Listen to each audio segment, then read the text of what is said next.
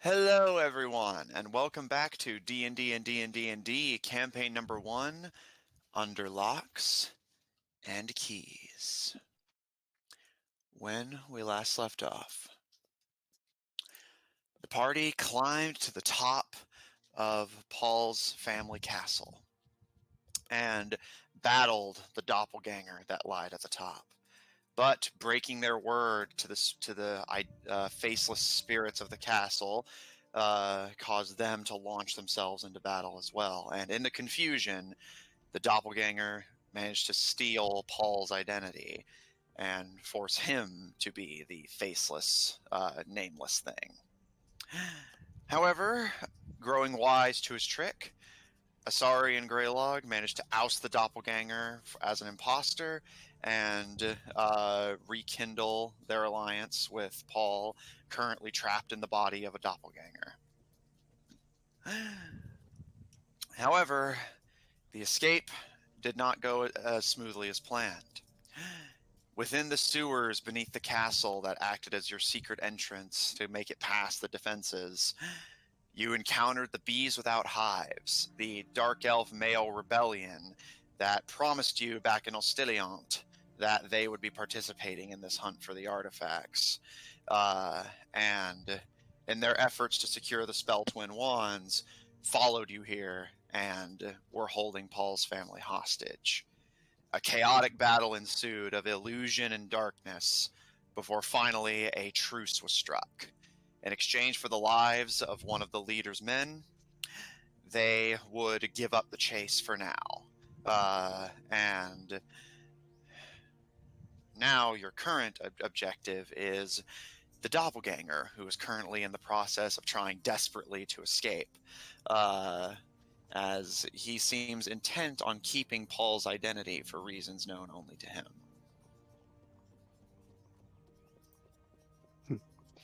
Do we want him alive? And yes, I do say this out loud. Yeah. And that is where we dive back in.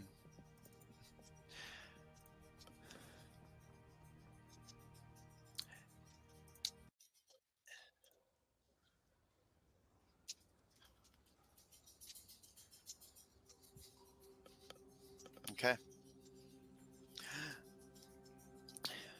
Martinko continues to run, although by this point he has made it to the plant wall of difficult terrain that has been put in front of him to block his escape. Greylog, what spell was that real quick, just so I know how much ground is difficult? It's plant growth. Thank you. As you conclude your revival ceremony, Paul, as the Dark Elf you had been ready to confront, just drops your younger brother in front of you. You help Rifiz out of the sludge and go and retrieve Belak as well.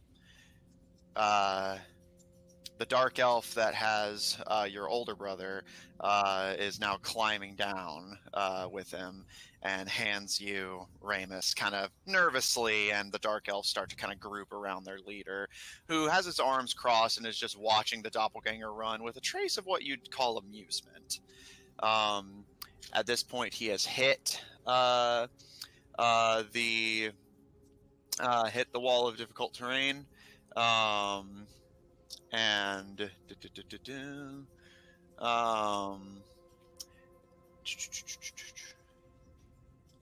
in a 100-foot radius, okay.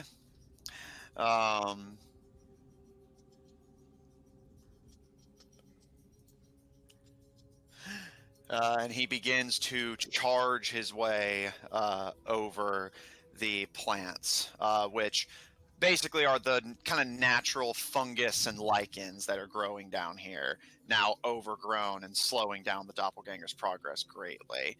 And you can hear him even down the tunnel breathing heavily as he attempts to force his way between giant mushrooms and over hills of lichen, as he tries to put as much distance between himself and all of you as he can.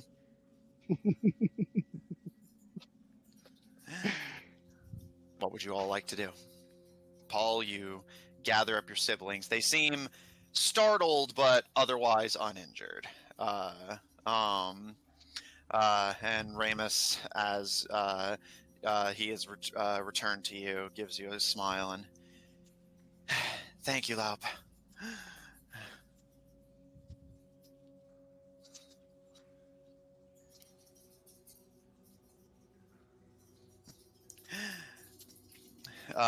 Ramus gives a smile, and Rafez kind of gives Ramus an odd look, but as if he noticed something strange, but otherwise does not vocalize it for the time being.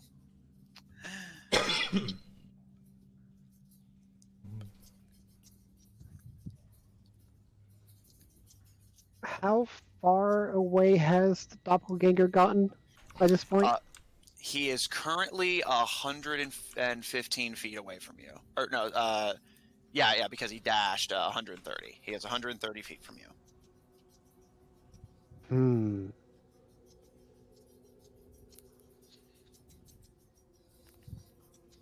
Okay, I can work with this.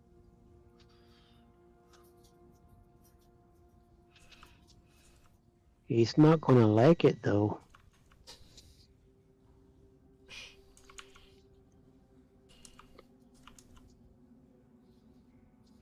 So while they're talking, I'm gonna use my movement speed to run and dash to get as close as I can. And Okay. that would be my turn for this. All right. You dash. I believe you just have the normal 30, so that's 60. Sadly. That puts you 70 feet from him as you charge down the tunnel, and you can hear him give a kind of as he sees that the battle is over and you're starting to run him down. I'm coming for you. You can't escape. Sorry, what are you doing?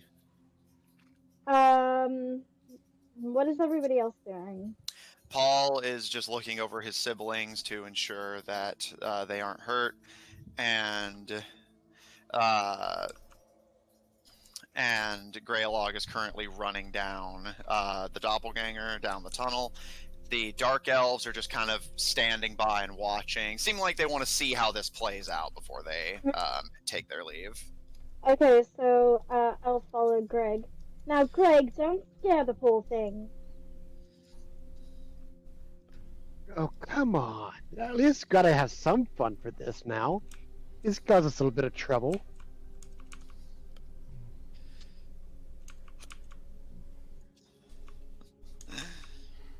There's no need to run.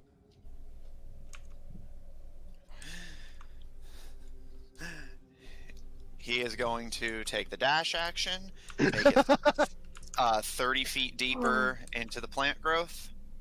Man, he's always fucking himself up. He 30 just doesn't know it yet. Now he's running. Alright, here we go. I'm Doesn't gonna run after him. Doesn't it cut the speed down to a fourth of their speed, right? It's 1 foot of movement for every 4 feet of movement for every 1 foot you cross. Since it's effectively like an only 1 foot difference, I just count it as difficult terrain, so half. 1 foot, is it? Is that a 2 foot difference? Yeah, like The difficult terrain is 2 feet. A creature moving through the area must spend 4 feet of movement for every 1 foot it moves. Oh yeah. Difficult terrain. I failed math every year, and I play Dungeons and Dragons for a living. I don't know how this happened. Oh, it's okay. I did too. So okay, yeah, you are correct. Thank you for pointing that out. So that'll be a quarter movement. So he's dashing, total of 60, and reduce that. I need to do a calculator for this one. Okay. 15? 15 feet, am I not mistaken? That should be right. Let me just double check to be sure. Yeah, it would be 15. Yeah. Yep. Okay. Back up So the he map makes it for him. 50. So yeah, thank you. He makes it 15 foot deeper. So Greylog, he is now 85 feet from you. And Asari, assuming you're dashing to keep up as well, then 85 feet from you as well. And the chase resumes. Paul,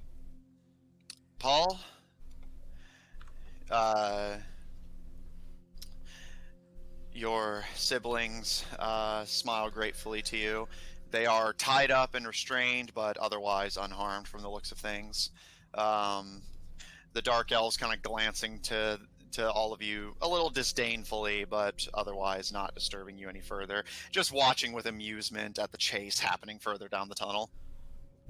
Well, I guess Paul will proceed to undo their binds and all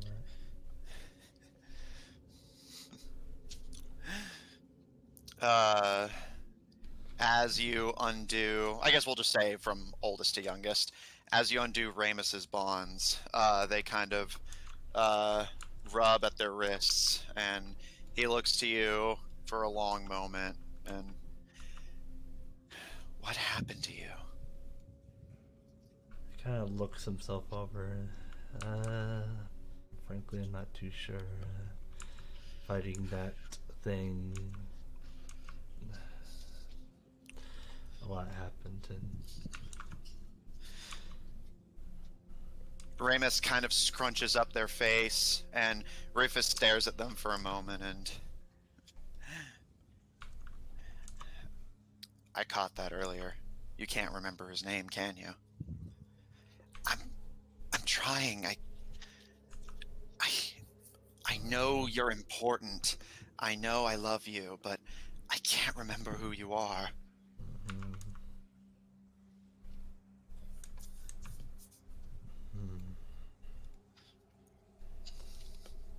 I would tell you, jog a memory, but yeah, not even I know. But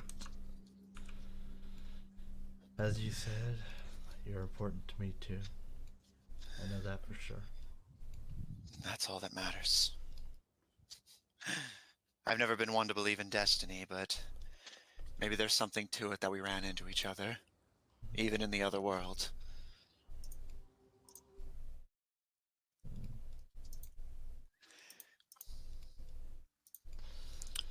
Greylog, I'm assuming you're just going to keep dashing. You're currently 85 feet from him. Yeah, I'm gonna go the other 60 feet, which should put me at the edge of the plant growth. Yes. Asari, do you do the same? Yeah. All right. And, I'll tell her, stop here. We're gonna have a barbecue soon. Let's not hurt him. It's not worth it. I'll give a chance to surrender first. If he doesn't, then we'll roast him. No, we're not doing that. Come on. She's gonna, gesture for him to, come to her. I won't let him hurt you. It's like a damaged or like a hurt puppy. Like, come on, you're safe now. He looks back to you and, still wearing Paul's face, gives you a sinister grimace, and I've been inside his head. You don't control him.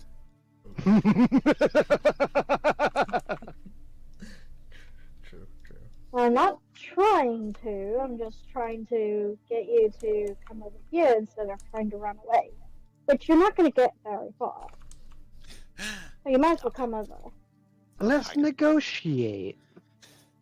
I am willing to let you walk out of this alive, as long as you give up that form and the memories back to the person it belongs to. Go to Nav, and he's gonna dash further into the plant growth. You brought it on yourself. All right. Come on, sorry. We tried. What exactly are you going to do? I'm gonna put a whole lot of flammable stuff out there with him.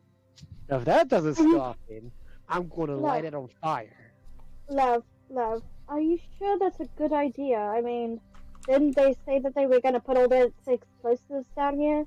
Oh, those are all back there. She kind of squints her eyes. Is this true, Matthew? It is true that they are further back. Yeah, that's not exactly comforting, love. It's a controlled flame. I know exactly what I'm doing. Oh, that's famous last words, love. You know it. Can we do anything that's not explosive? How far away is he? He is currently 30 feet deep into the plant growth and moving. I'm gonna use chill touch. You can't. You dashed. It's If you're the same. No, like you dash. That's an action, so you have to wait until. Basically, he's gonna get a little bit. Well, technically, he takes his turn at the end of this sort of loose initiative, but yeah, basically, you'll have to wait for another go around. It's fine. It's 120 feet. Yeah, it's pretty far. It's fine. All right. Paul, next you undo Balak spawns, and he again kind of rubs at his wrists and looks to you. I'm sorry. We didn't see them coming. We were waiting for you. We weren't expecting anyone else to come out of the tunnels.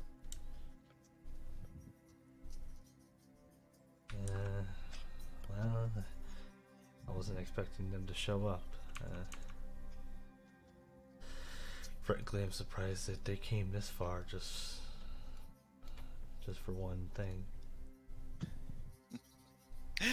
The leader of the Dark Elves, who's just kind of leaning against the wall watching the chase in the distance with amusement, glances to you out of the corner of his eye and... Can you not say you did the same, mon ami? Well, I guess I'll look up to him. May I ask what you traded? This actually does kind of give him pause, and he kind of tilts his head to you, and surprising question. He's quiet for a moment, and you almost wonder if he's not going to answer, but eventually he looks in the distance and... I traded the opposite of what you traded. I gave up my nobility.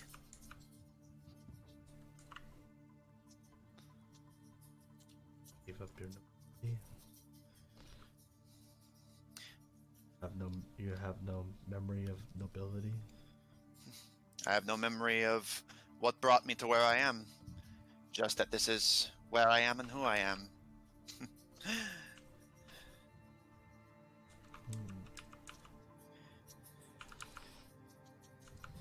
The Fia seemed to think it was a fair trade. All I can remember is the fight. I don't remember how I lived before then. Could have been luxury, could have been torture. Not like I would know now.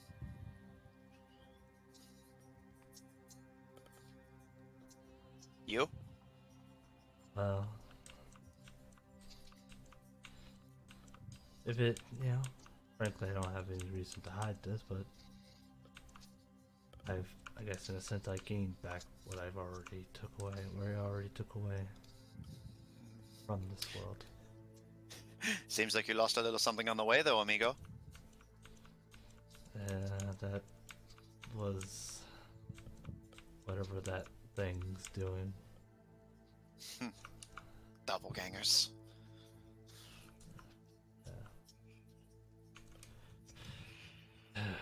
But not too worried. Is that confidence in your allies, or indifference to what happens to you?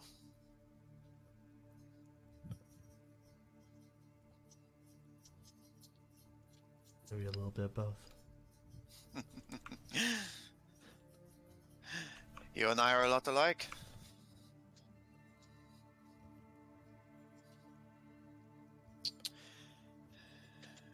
Greylog and Asari, the doppelganger has made it 30 feet from you, deep into the plant growth. What do you do? You want to go first, love? I'm going to cast Grease. It's a 60-foot range and covers a 10-foot square. So I'm going to smack it right dab on top of him so it covers him.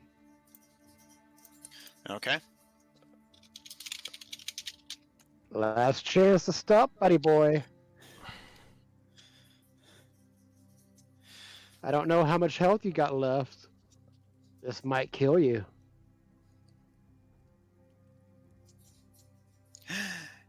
He kind of pauses and looks down with disgust at the substance that poured over on him magically, and you can just make out him glaring through the plant growth, and he gives you a smile and, you know what?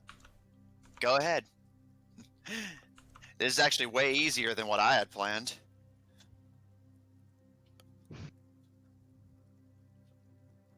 Can I insight this to see what he might be planning? Like, do I know if I kill him in this form, if it kills Paul himself? You don't know. Oh. And what are you planning, huh? He kind of sticks his tongue out at you and does that anime thing of like pulling one of his eyes a bit. And, well, if I'm going to die soon, then that doesn't really matter, does it? Oh, it could also be said that it doesn't matter if you actually tell me. So, where's the harm? Let's prolong this out a little bit, huh? Why not? And, sorry, what do you do? Wait to see what happens. Okay. He slips 15 feet deeper. And he is now pretty much completely out of sight. Well, wait. Does he fall prone though? Slips and eats it. 10-foot square center point turn in difficult terrain. Very true. Let me check. Oh, that would be hilarious. Yeah, I was like, he's like, you know, I call Like, your ah! bluff. Yeah, fucking eats it. Bye! Then falls on his ass. Yeah. Shrooms. I rolled a nat 1 on the saving throw, so you know what? That's improved. I love it. You hear the kind of that little like wiping sound of grease, and the plants kind of rustle as he falls on them for support. And he will spend half his movement to stand back up. Enters the area or ends its turn there, so that he's not affected by that. He will use the remaining half of his movement speed to move forward. So that's... He's very much cut because like that half is then cut into force. Yeah. So he, I'll round down and say he can move. He can move 5 feet deeper. So barely still within the grease. Got it. Yeah. And he will begin to speak. And Paul, because of the acoustics of the tunnel, you can actually barely make out what he's saying as he speaks up.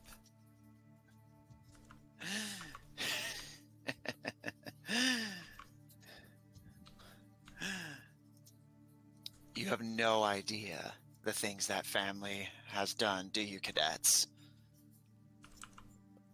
Well, why didn't you tell us?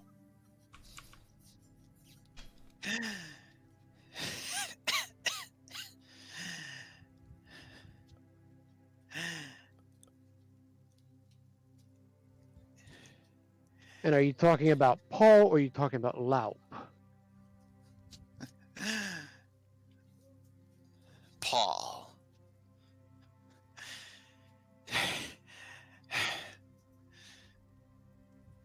You want the truth? Yeah. We're all I'm about dying. honesty and transparency here. I'm dying, cadets. Mm-hmm. The redhead poisoned me. Oh, let me think. Which one was that? Remus. With the Yeah, newest Summer's one? counterpart.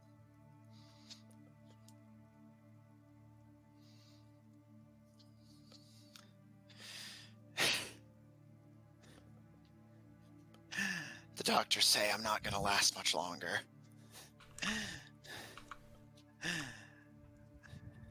So I figure, while I'm on the way out, let's party, huh? I could just kill him. But the gods blessed me with talents. I'm an actor. I figure what better way to punish them for what they did to me than by destroying what they have. They don't deserve a single copper of it. This castle wasn't even theirs to begin with. You can keep the wands. I don't give a crystal shit about those.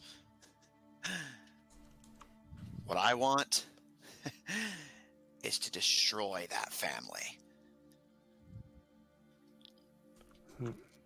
So go ahead. Set this wall of plants on fire. I think it's a fitting end for that piece of filth. He has to live in a world where he killed his own brother, and you were the one that pulled the trigger.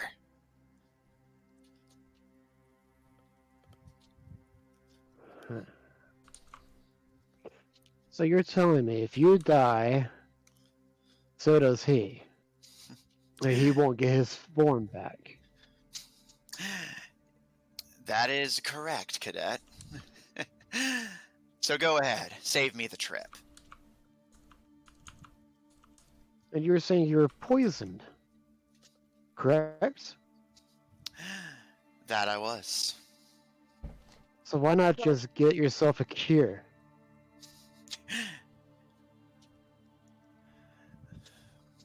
Just fight them that way.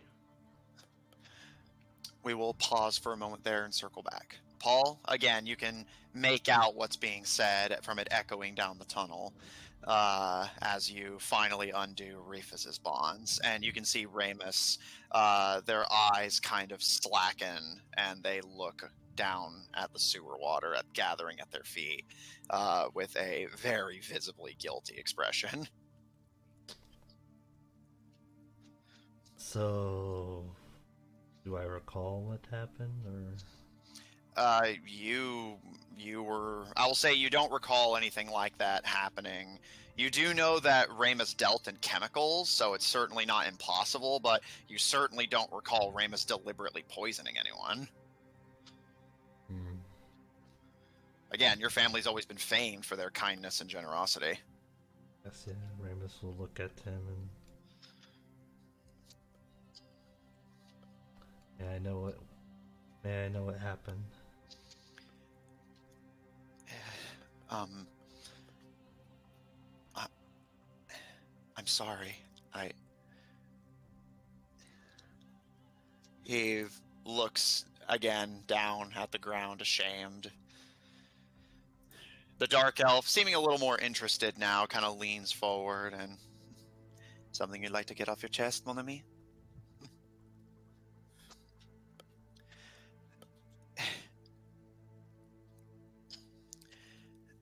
Look, you heard from our sister. Things were hard after you left. We didn't have a lot of options.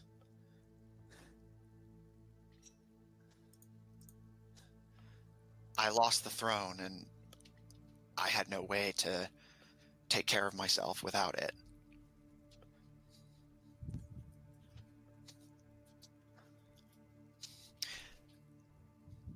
So I put what talents I had to use.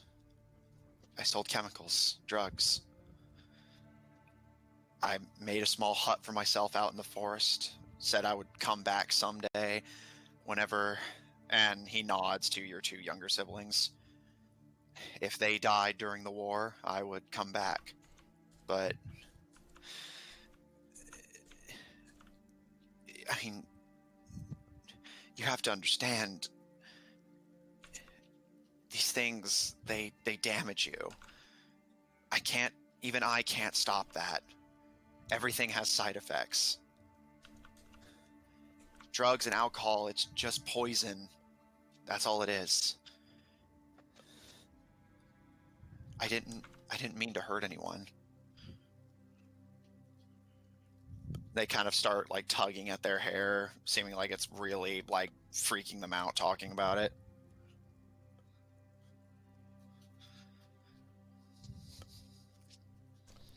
I guess I will put my hand on their head and... Well, I trust you have good reasons for what you did, but it doesn't excuse it, but like I said, we didn't have a choice. Rufus and Balak were fighting in the war. I lost the throne and you were gone. Father was dead and mother was nowhere to be found. I was alone. I had to take care of myself somehow. When he hears the fact of the father dead, he kind of just looks down to himself. And...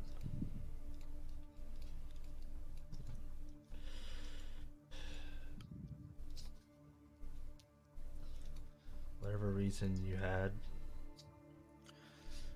I'm not sure if it feels good or not, and I hope so.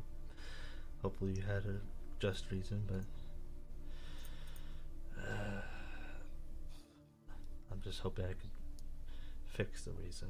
And I guess I would shout so that the doppelganger can hear me.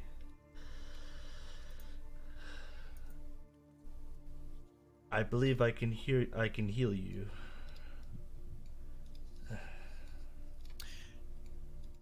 Greylog and Asari, you can hear the squeaking and sliding of the grease and rustling of the plants freeze as Paul's shout echoes down the hallway.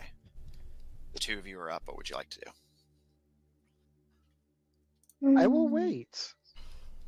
Because if Paul says he can do that, which I'm fairly sure he can, I'll let him.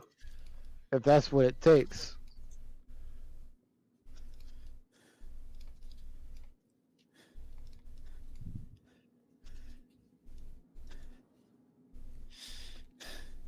How do you know? The doctor said there was nothing that could be done. And I can't afford to talk to a wizard about it. Well, from our fight and all the stuff that's happened, I'm not very strong, but what little strength I have, I believe my magic can expel the poison from your body. If I still have my magic in this form. You do. I didn't take away anything, I just copied it. Well then, it should be possible.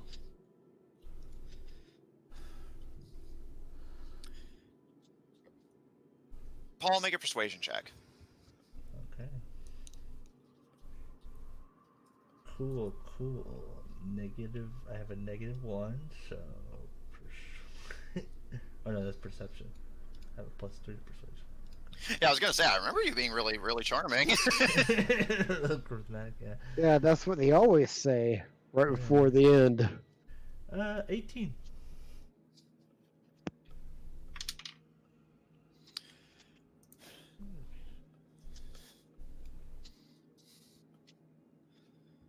He is silent for a tense moment. Even the Dark Elves are leaning to see if they'll hear what he has to say. Before finally Martinko pipes up from hidden within the plants and grease. Fine. Get the shit out of my way. You're on your own on that one. I created. I can't really get rid of it. But I won't set you on fire. Asshole. Are you any better? It takes one to know one. Well, you know what they say, and you can hear the slip sliding of grease and rustling of plants, this time growing closer to you. We were all just an asshole at some point, and some people never grew out of it. Oh, did you look at the mirror? Nah, took a biology class. Ah, fair enough.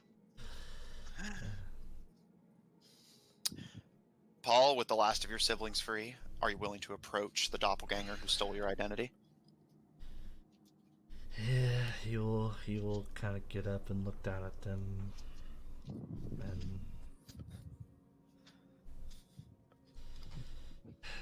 and give out a sigh, and he will start heading towards where the doppelganger is. You hear some splashing as your siblings all get up to follow you, and you can even hear the steps of the Dark Elves keeping pace as well. There's like, ooh, show. I mean, no, yeah, it seems like they're definitely just treating this as like free entertainment. Like, yeah.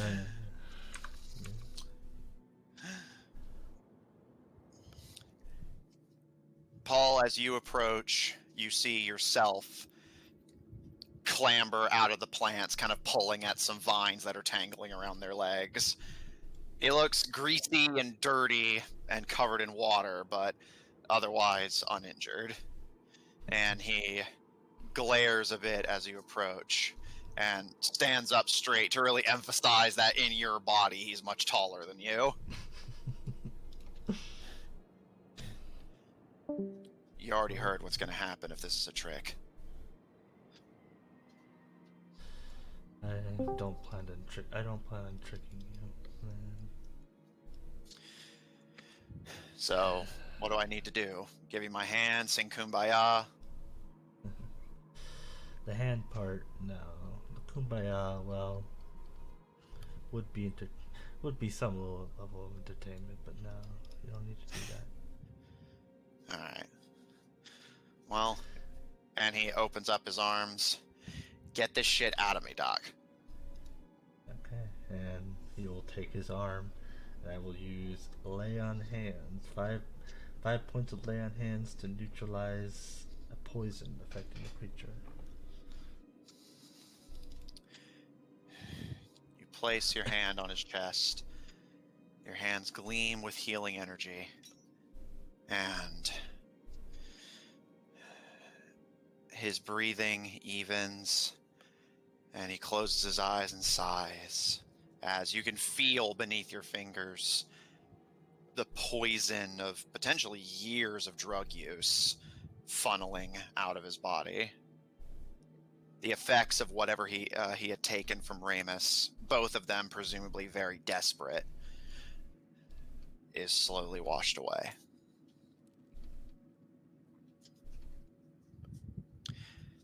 He looks down at himself and kind of sighs, and I'll need to see a doctor to know for sure, but it definitely feels better. Well, I apologize that this happened to you. He kind of stares at you for a moment, seeming like he's really considering before he snaps his fingers and holds his hands out to you. Sorry. Give me the wands. Could I insight him? Because I just kind of want to gauge Roll insight. him. Yeah, vibe check. Yeah, roll insight. And while she does that, Greylog will look at him. I think it'll be okay, sorry. I don't think he's gonna run this time.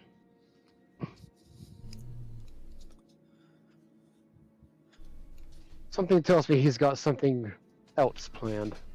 17 flat. I don't know I can't get to my sheet right now. You're sorry. You did insight, right? Insight. Yes. Mm-hmm. All right, so Dirty Sure, 20. dirty 20.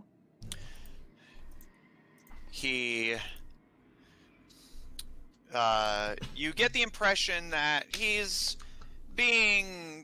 seems like he's being forthright. He doesn't elaborate on why he needs them, but especially as Gray like pipes up, you don't get the impression he's planning to take them. And he even said earlier he really could care less about the wands themselves. He really just wanted to screw over Paul and Ramus and the Artabat family, and the wands just happened to be a convenient tool to let him do that. Paul. You? Hmm? Come on, cadet. I can't undo this without them. Alright, I will hand them to the doppelganger as Paul.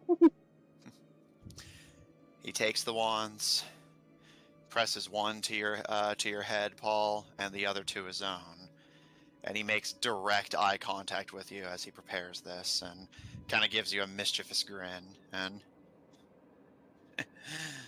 you're a strange one, cadet. I'll give you that.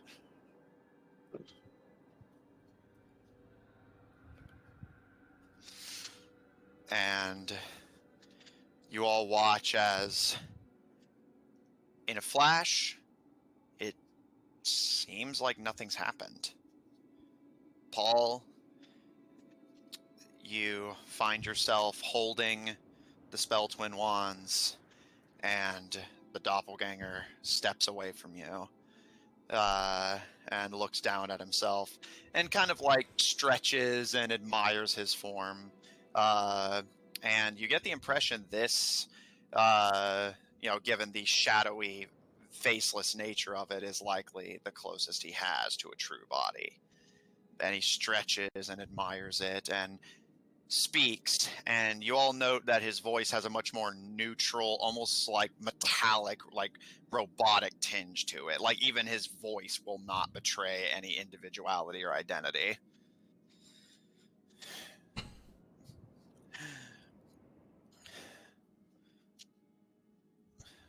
Well, what am I supposed to do now? I have an idea, if you're willing. That doesn't involve fire. I hope you don't mind that. I did have to get you stopped one way or another. All He fire, doesn't- Wouldn't that set off the plants? Tiny. And you do realize that these plants are soaking in water in a dank sewer tunnel and likely aren't even flammable, right? It was worth a try. But What's your you could idea, all, genius? why don't you come back with us to the other world, and I can give you a job. I opened a tavern. It'll give you a source of income, place to stay, food, and plenty of different figures to choose from if you wanted to try a different appearance. With their permission. He gives you presume he's smirking as you hear that kind of and without the wands I can't do that fancy trick anymore. I can copy, but I can't take. Yeah. Thanks, but no thanks. Like I said, I'm an actor. That's what I always wanted to do. Oh, Well, didn't I could hear always- that in our? Didn't I hear about like the play that somebody was like putting on? Yeah, there's currently a play happening in the city right now, or at least it was being planned, but the whole doppelganger problem was like lowering spirits for it. To basically discuss the events that befell the royal family and the war that happened a few years back. Well, I mean, since you're an actor, wouldn't you be interested in maybe a new role? I mean, I did hear that there is a play being talked about. Maybe you should look into that. Oh yeah, Black Ink and Blue Blood, they're calling it. Yeah, with you, it should be Say the really. name. Yeah. He thinks for a moment and what the heck? Sure. Before all that, I would recommend bringing everyone back to their original form. Right. Almost forgot about that. Mind if I borrow those wands again? Sure. Paul, you're currently holding them. Do you allow him to take them? Oh yeah. I guess he'll hand them over. He takes the wands, kind of twirls them between his ghostly fingers, and mumbles an incantation before spreading his arms, and you see the shadowy wisp of energy expel from both of the ebony black wands. And while you don't initially notice anything happening, he crosses them over each other and hands them back to you, Paul, and that ought to do it. And I'll need to see a doctor first and probably lay low while the dust settles. Maybe what you need is a new form that people don't recognize. These townspeople aren't as stupid as I like to think they are. They'll know something's up. I'll make my way to the next town, maybe. See about that play you recommended. Yeah, I heard it's supposed to be really good, and, you know, I think you'd be a good addition.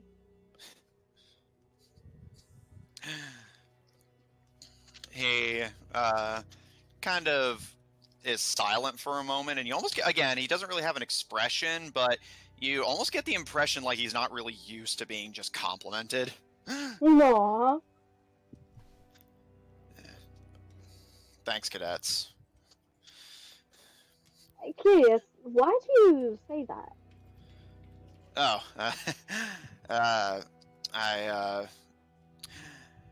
Truth be told, it's something I picked up. Used to be in the army. Up north, the elves. You're gonna have to be a little bit more specific. Which north? There's a lot of north. Yeah, we're not from this continent. Ergiog. Oh, I don't know what that is. It's not important. Point is, I was in the army for a while, and everything just kind of stuck, you know? Yeah. My granddad was like that, I think. Yeah. After the new general took over, that's whenever I got kicked out, and well, and he kind of gives a shrug. Times were tough. Made my way down here, and that's where I ran into, and he nods to you, Paul, with your form restored. That's when I ran into your brother. Found him living in a cabin outside the city, selling off polish, they called it. Made me feel good, so I started taking it.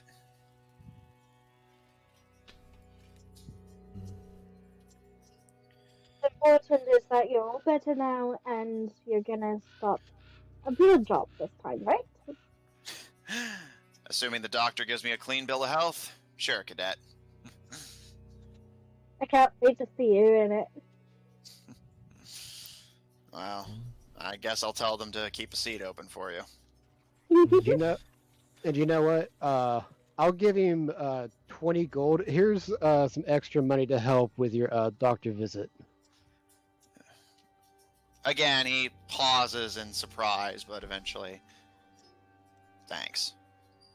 He pockets the money and glances over his shoulder at the Dark Elves and royal family gathered behind him, and kind of edging away with his entrance to the entryway of the sewer blocked. He just starts making his way towards one of the tunnels heading deeper into the Underdark, and well, I think I'm going to take off before you guys come to your senses. Well, I hope I get to see you again soon. He pauses again for a moment before, yeah, you too. Paul, keep an eye on your brothers. They're, you know. Yeah.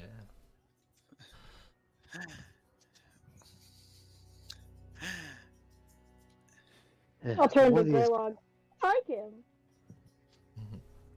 do what? I like him. Yeah, one of these days I gotta stop attacking before asking questions. Well, You'll It learn seems sometime. talking could be a lot more beneficial sometimes. yeah, that's what I usually try to, do, but I will admit, and I was a bit sword first today. Martinko gives a kind of awkward, nervous bow before slipping further down the tunnel, and the last thing you see is the billows of a shadowy form making their way down into the Underdark. Where that tunnel will take him, who knows? Leaving you alone with Paul's siblings and the Dark Elves. So what will y'all do now? Looking at both sets. The siblings kind of look to each other and, well, as for us, we've been kind of putting it off. You said, Ramus pipes up, you said there would be a way to save him. Can I see him? I need to see how long he's been dead. Ramus nods and makes his way further down the tunnel. And during the pause, as that's a little bit of distance to cover, the Dark Elves pipe up. As for us, I think you've more than earned the wands. But don't think this is the last you're going to see of us. Well, I actually had a question for you guys, because you're from our world as well, correct? Yep, you ran into my lieutenant in Osteliant, told me all about you. He extends a gloved hand to you. Pleasure to meet you in person. I'll take his hand. How about a truce? We already have one with the Boomergangers. They've dropped out of the chase. Why don't we work together if the others are okay with it, instead of working against each other? What do we get in exchange? He kind of tilts his head. Well, think of it this way. If we get everything and then the Boomergangers beat the crap out of us, they'll just keep it all to themselves and destroy everyone to go with it. You help us, well, you got a better chance of survival, and, who knows, possible loot. I can't make any promises, but that's the best I can do. He But if kind of you're with looks. us when we get to the door, based on whatever happens, if it opens or not, well, if you're there, who's to stop you? This does seem to warm him up to the idea, and he kind of looks to his comrades in consideration. Make a persuasion check. And he is looking at the others to see if they're okay with what he's saying. Paul doesn't seem to have any problem with that. Like, yeah, that's what my name. Yeah. 19. He considers for a moment, and we want the share of whatever's on the other side. Well, you might regret that, depending on what's there. I either get the riches of it for a lifetime or the adventure of one. Either way, I'm happy. That sounds fair.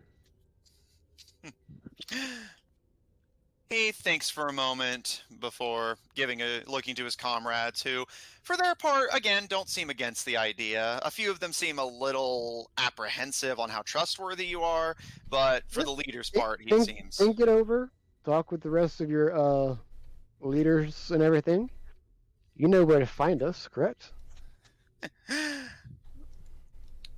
We stay in the shadows, always a few steps behind. He gives you a smirk, but in case you want to reach out, The name's Tingwin. Penguin. Okay. I will remember this. And if you're ever in the area, come find us if y'all want to work with us or not. And we'll go from there. Sounds good, amigo. Come on, boys. We'll shelter with the ratkin for a bit. Make our way back to Ostiliant and spread the word. And he looks over his shoulder to you and gives you a mischievous grin. The bees without hives and the divine five may be doing business with each other. After Yeah, all, I'd rather see stuff go to us than the Boomergangers. he gives you a slow nod and glances to the wands in Paul's grip. Magic items are fun to collect, but if any of the stories I've heard about what's on the other side of that door are true, this is a much bigger prize. We'll be in touch. Sounds good. Feel free to reach out if you need any help, mon ami. And with a wave of his hand, Tingwin takes his men and begins to make his way down the tunnel. As Ramus comes back with the king's body, he kind of nervously edges around them, and Tingwin just kind of gives him a nod. And the Dark Elves disappear down the same tunnel that Martinko went down, leaving you now alone with Paul's siblings. Ramus approaches you, Greylog, with his father's body tentatively and reverently held in his arms, and holds him out to you. Please be gentle. Yeah, I will. Can I do a medicine check to see how long he's been dead?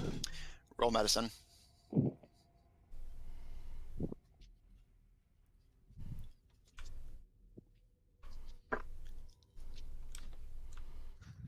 That is 21.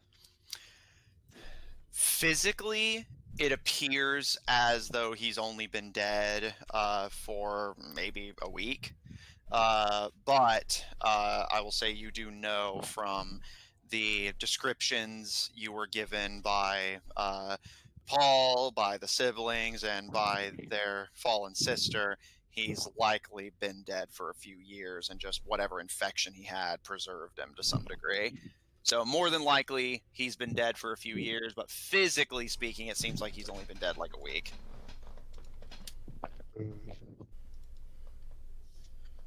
I can try. There's two possibilities. Because he looks like he's only been dead for maybe a week or so. But from what all of y'all have said, it could have been a few years.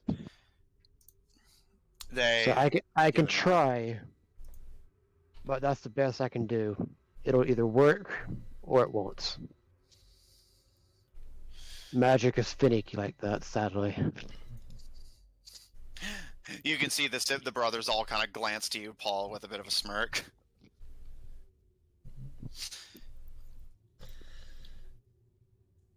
And that's all we can ask is that you try. Do what you can. And with that, the brothers turn to you, Paul, and that does leave one question. In the event that there's nothing you can do for Father, who gets the throne? I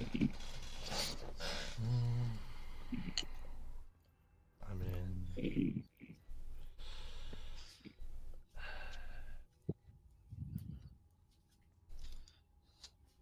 I'm not really too sure, but I mean, I have no interest in all that. I mean,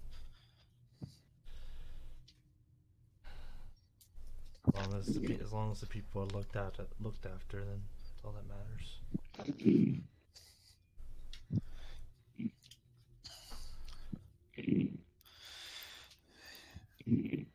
They look to each other, and Rifa is kind of tilting his head to the side. Being king might be nice for a change. Well, I had it first. Shouldn't it go to me? Didn't you lose it? No, I did.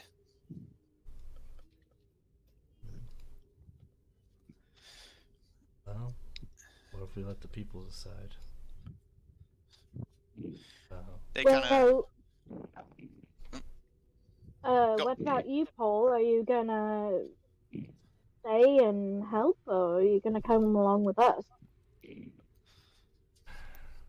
Well, I guess that is something I need to think about. I guess, in a sense, the quest is not really over, as if there's a way to save Father. This also seems to jog a memory for the trio, who kind of glance to each other and nod. That's right. Father's safe now, and whether you can save him or not, he's at least not in the Boomerganger's hands. That means we don't owe them anything anymore. Correct. You're right. And even then, I believe y'all mentioned that this was the last job anyways. Which means we can tell you whatever we want. Oh. You see Asari just smile. We don't know everything, but we were considered something of administrators. We were given permission to lead task forces and lead the cultists into battle. Because of that, we were trusted with a little bit more than most of the average worshippers in the Boomergangers are allowed. We know what they're planning. We know where their base is, and we know what's on the other side of the door. Like, as in fact?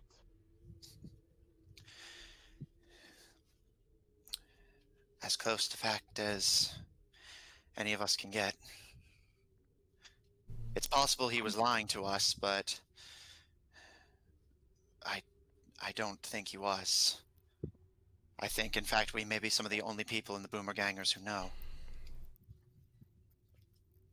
Well, Probably because he didn't expect you to live long enough to be able to keep it. well, enough with the suspense. Tell us.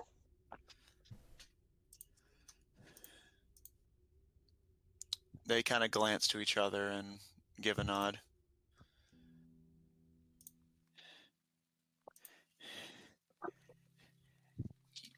You saw what's down there, same as we did. A city buried beneath Tortage. An ancient one, more advanced than us. Technologies that we can't even fathom. Yeah?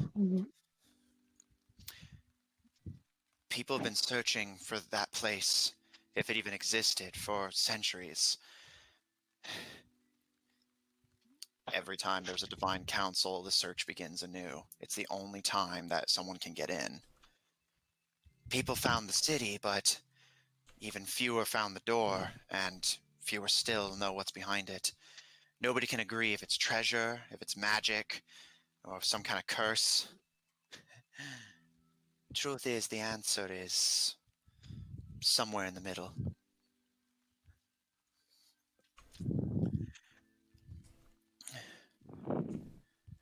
When you guys went to that temple, that pyramid in Levant, did you ever find any art pieces? I would remember that, being a fucking history nerd. Roll history. Oh no, man. I don't have my fucking notes on me. I'm sorry. Roll What history. I'll say, did I remember any as well? Roll history. Sounds like. Don't eat my D20, please. I don't remember shit. Guess I'll also roll. Hang on, it's hot. Yeah. That was a natural Okay. one. Greylog, you have no Woo! idea. I got a 3. 22 for me. Asari, you recall that the urn that you guys found in the temple but chose not to take, and thus the halfling in Tortage took, does have an artistic display on it of a great Leonin man in a suit of dark armor battling spirits and monsters. There is the vase, if that's what you're talking about. All three of them give a nod. Did you ever talk to the spirit inside? There's a spirit inside? You know, as an archaeologist, you tend to not open things that you're not supposed to. I heard about it. I know about the spirit. It's a wind spirit, a wind elemental. Said to be very hard to work with. All three of them give a nod. That spirit is a warrior from the Second Age.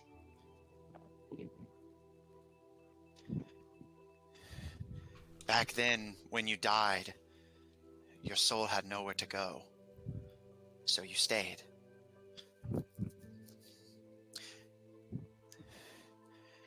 They call him the being, the monster, depicted on that urn. They call him the King of Beasts, Narusima. That's Narusima?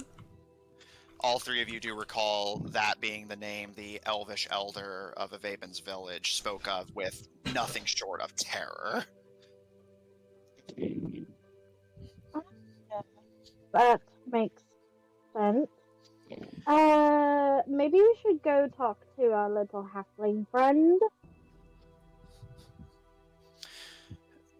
They give a nod, and the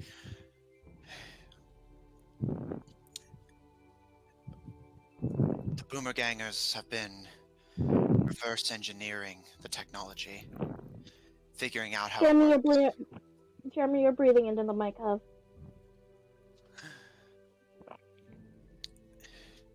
What everyone else has to make guesses of. After all, you can't scry on something that's blocked by godly magic, and nobody can open the door without the keys. The Boomergangers are probably the only people in the world who actually know what's in there. It's not a city. It's a tomb. For what? Where do you think all the old souls went? Is that what you're saying? Some of them, yes, but that's not what the Boomergangers are after. Okay. Narusima's soul, when he was finally defeated, had nowhere to go. In truth, he wasn't even killed. They say in life that he was completely unkillable, the greatest warrior in the world. He fought armies single-handed and won without even taking an injury. His soldiers were fanatically devoted to him, considering him a god king. And all he cared about was a complete, unchallenged dominion over the universe.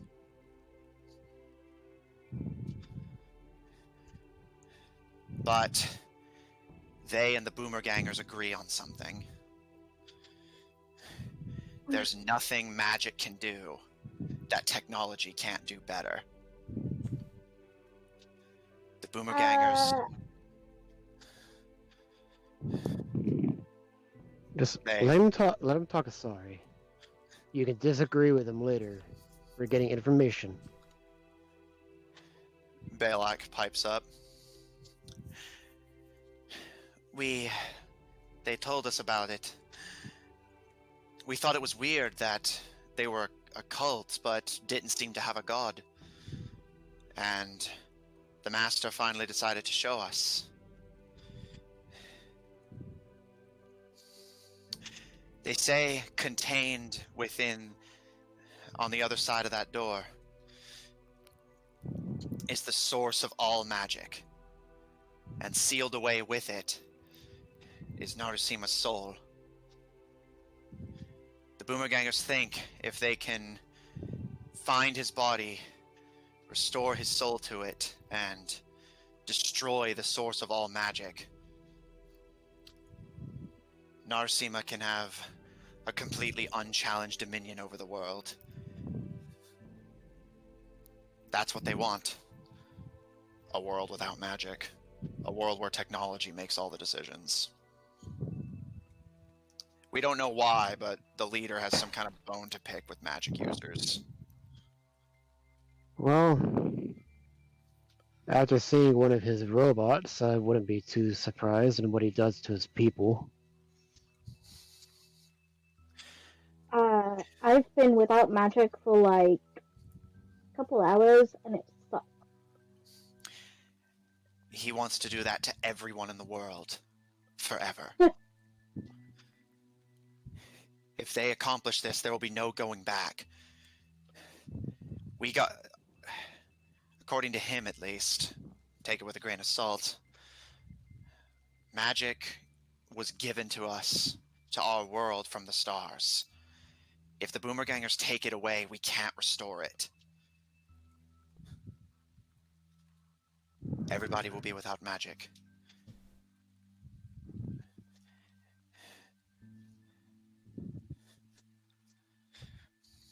So what's the end game here? I mean, he's pretty much stepped aside. So what's his end game? Well, if he gets rid of all magic, he'll be the closest, most powerful thing to Norsima. Well, what I mean is,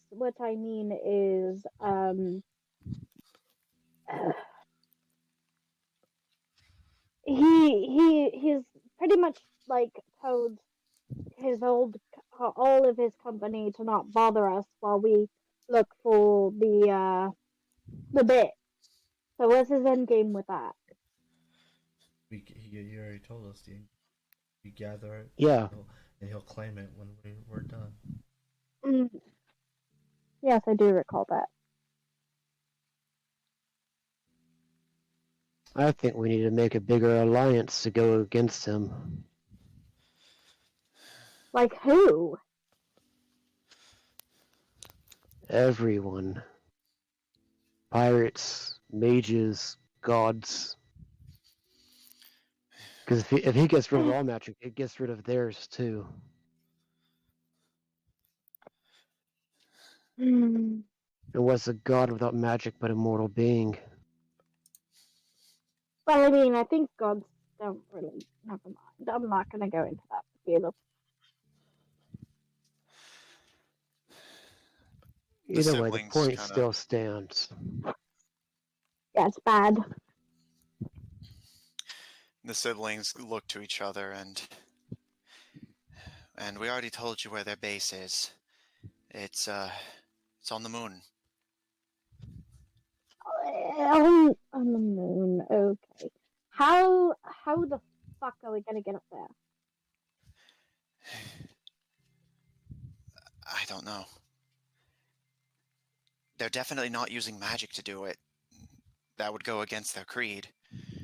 So either the master's lying, or they found a way. How? I'm afraid we don't know. Well, we could always ambush them. Let them come down to us when they come to take everything, and we just beat the shit out of them then. Yeah, it's not like we can build a staircase to the moon.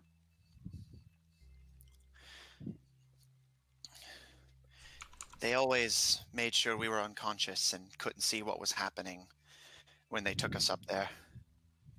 So, I'm afraid there's not much we know. And they all turn their attention back to the small gnomish body in your arms. I'm gonna need supplies. Can you help me get them? Sure. We'll just tell us what you need, and while you're out getting the next key, we'll do some searching, see what we can do. It needs to be quicker than that. if this is going to work, it needs to be done today. They kind of look to each other, and is there any other way that we can have more time? I've heard of people getting revived years after their deaths. Sadly, that's beyond what I can do. I mean, Ramus, aren't you a poisoner person? You should know, if anyone else, where to get these items. It's not that I don't think I can get them, but these things take time. Even if I gathered everything, who knows if we'll have the time to prepare it all, and you just restored the identity of hundreds of people. The city's going to be in chaos. I might not even be able to get it. That's a good point. You said it's beyond you right now. Correct. Does that mean it could not be beyond you later? It's possible that later on I could bring them back. I'm not sure.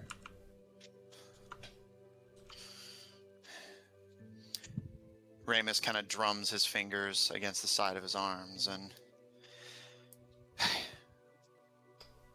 either way, well,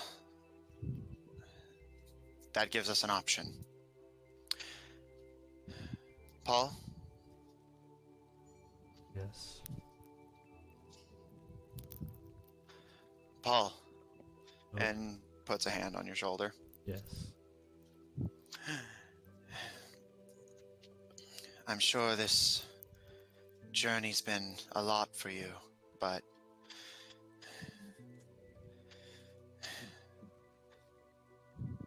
if the Boomergangers could save him, then they would have just done it. We would have stayed with them if they had done that, and I'm sure the Master knows that. Which means bringing someone back from the dead is something that he's not capable of doing. Which means we need magic to stay working for us to save him. And we need him, and he looks to Greylog with a nod, to be in one piece.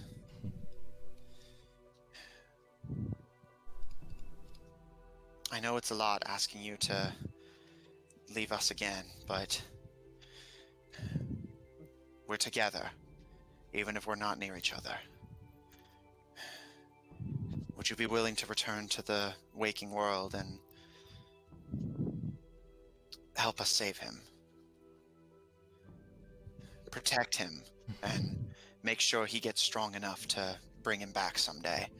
And make sure the Boomergangers don't create a world where he has to stay dead.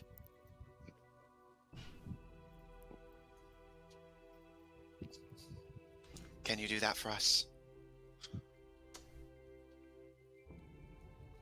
I mean, that would also mean that I would probably forget you guys while on this journey. He gives a sad smile, and you came back, didn't you? Even when we forgot who you were, we never forgot we loved you. So you'll never forget you love us. And you got us. We'll help you remember. We won't lose our memories. At this, the three of them kind of, their expressions flatten a bit, and Ramus gives a somewhat strange smile. Exactly. What's that look for? It's nothing. Insight. Can I insight her? Roll insight. Them? Yeah, I'm not very sure about that look either. I'm not so sure about that look. Let's see. Fuck. It's a decent roll. 18 total. He seems like he's telling the truth. Probably just something unpleasant crossed their mind. I mean, if you got something on your mind, you should just, let it all out now. It's just going to be hard saying goodbye all over again but you'll come back this time, right? It's just for a little while, Yeah. and we'll all be together after. We'll have Father back, and if you're here, then that means our sister's at peace. Maybe someday we'll find Mother, and we'll have our family back together.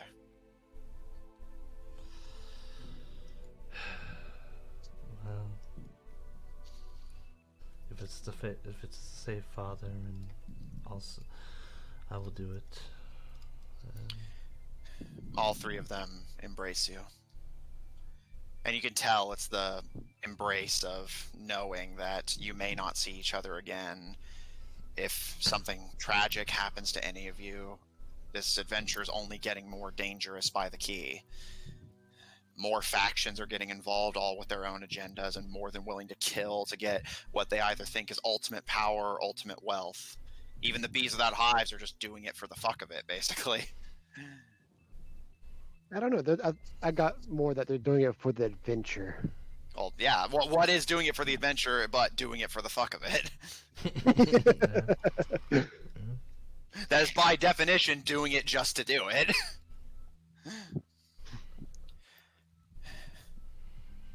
We'll go with you to the lake, and once you go to the other side, we'll... Ramus sighs, and Belak, the throne belongs to you. Are you sure? I can... No. It has to be me. I know. Y'all know that when we go back into the lake, the other counterparts will return. They give a nod. Which means the Laup will return. What do y'all know about him? They kind of glance to each other and not much. We barely know him. Well, he sounds like he's an unpleasant person. It's simply. Of course he is. He's your opposite. Might want to take care of that, or he might try to take the throne. They give a shrug, and if Paul goes out to adventure, that means he has to follow. He probably won't stick around that long. We can hope. I don't know, you seem pretty keen on being king. That's the thing about reflections. They may be different in some ways, especially to your own eyes, but at the end of the day, they have to do what you do. Well, can you do me a small favor then? They give a small nod. When my counterpart comes back, teach him to have a backbone. At least a little bit. Back to open up a book, please. I don't like my counterparts changed. Not change, just inform and help. Yeah, inform yourself. They changed them. You want to know something interesting? This place, and he gestures to the reflected tunnel around you. Everyone says that it's just your opposites, but that's not quite true. It's the things you're proud of, the things that matter to you. Some people say the gods made the reflections in such a way to where everyone would hate them. It gives them something to aspire to. I wouldn't call it hate, more disappointment. Ramus kind of gives a smirk, and you realize if my brothers tell your counterpart to read more, that means you're going to read more too. I'm up for the challenge, believe me. then if the legends are true, the gods accomplished exactly what they wanted.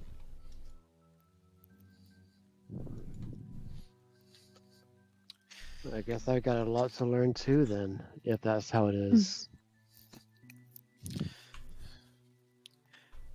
The three of them just kind of nod solemnly, and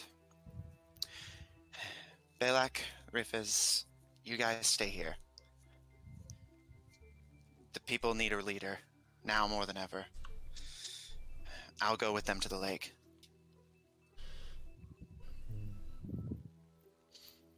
We'll miss you. No, you won't. See you around. He embraces his younger brothers and gives a kind of shuddering sigh before turning on his heel and smiling to the three of you.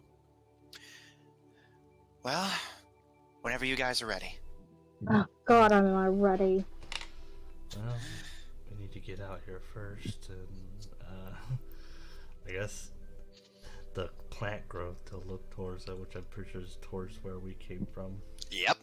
Oh, and how much is it to fix that one door heading into the entrance hall, whatever it was? I did tell your sister I would try to get that fixed.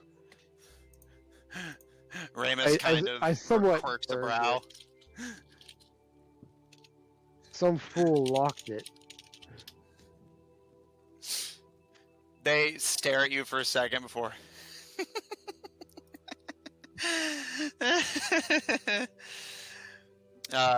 He kind of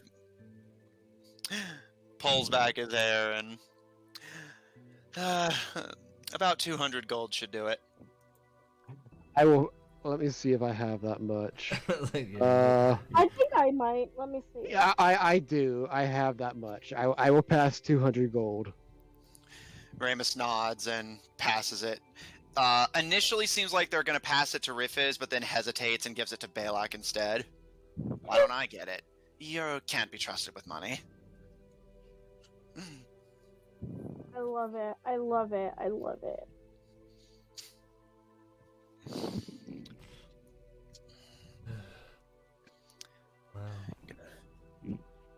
Well, I guess, goodbye, you two. I love you. Love you too.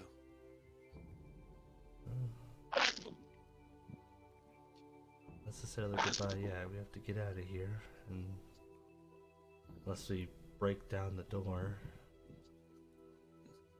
the only other way is just look towards the growth. Yeah, can you and she like gestures at it. Can you Greg?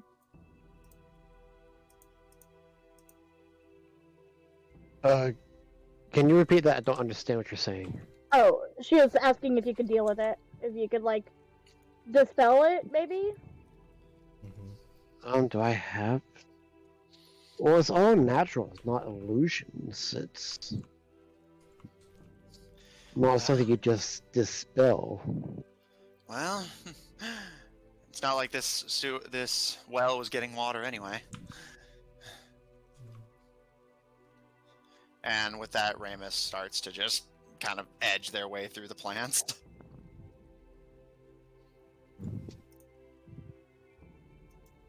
I'll follow along. Yeah, I'll follow.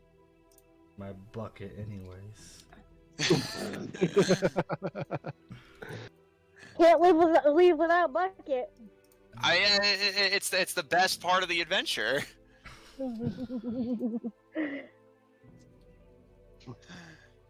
It takes the four of you easily over a minute of just uninterrupted trudging.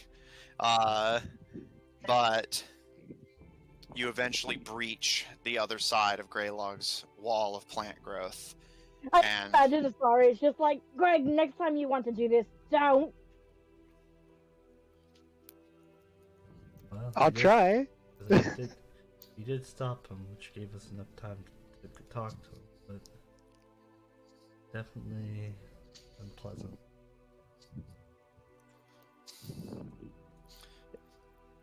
served its purpose, though. So, yay?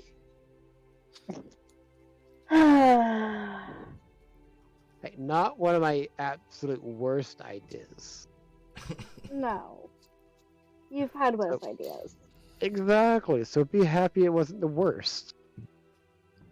I.e. trying to blow up the entire, sewer. It was an illusion. The fire wasn't real. I'm pretty sure it's real. Do you guys ever solve a problem without making a big mess in the process? No, why? No. Just checking. I can see why you like them, Paul. Yeah, pure entertainment. Never bored. Never a dull moment. Yeah, they do all have their own thing, especially the other one. But they're at least seem honest enough. That's what matters. Did we get a new bucket? As you guys come to the exit of the well. Paul's like, no, this is my bucket. There are many like it, but this one is mine. This is mine. I mean, definitely. He loves his family, just not that much. If we manage to fix up the well, then maybe we can get one. But I brought this with me. Oh, it's a very nice bucket, Paul. Age before beauty. Right. Biologically, yes. Although in the family, Ramus was born before you were adopted. So. Yeah. I guess I will kind of get in the bucket and like tug on the line. There's a brief delay before you feel yourself getting pulled up into the light. Sorry, in Greylog, do you simply wait, or do you have other intended means of ascent? Nope. Yeah, I'm gonna I'm have to ready to wait. go. I'm out Okay. of wild shapes. Wild shape, yeah. Yeah, I'm out of All them, right. so I can't. Okay. One uncomfortable bucket ride later. Paul, you are pulled to the surface first, and Navabi offers his hand to help you out of the bucket and onto solid ground. Accept it. He looks you over nervously and... Are you alright? You were gone for hours. Well, I could use some rest, but otherwise... How did it go? Did you get the wands? Oh, yes, I got them. The situation should be dealt with. I guess while you're pulling everyone up, I should go let the guards know what's going on. Maybe we should start getting boards down to the building. Sure thing. I guess you go take care of that. I'll see to it everyone gets pulled up, yeah? Alright. Oh, wait. Before you go, the Doppelganger, is he... I mean, he shouldn't be a problem, I will say that. Great. Okay, good. And with that, turns to begin with some strain hoisting up a sorry.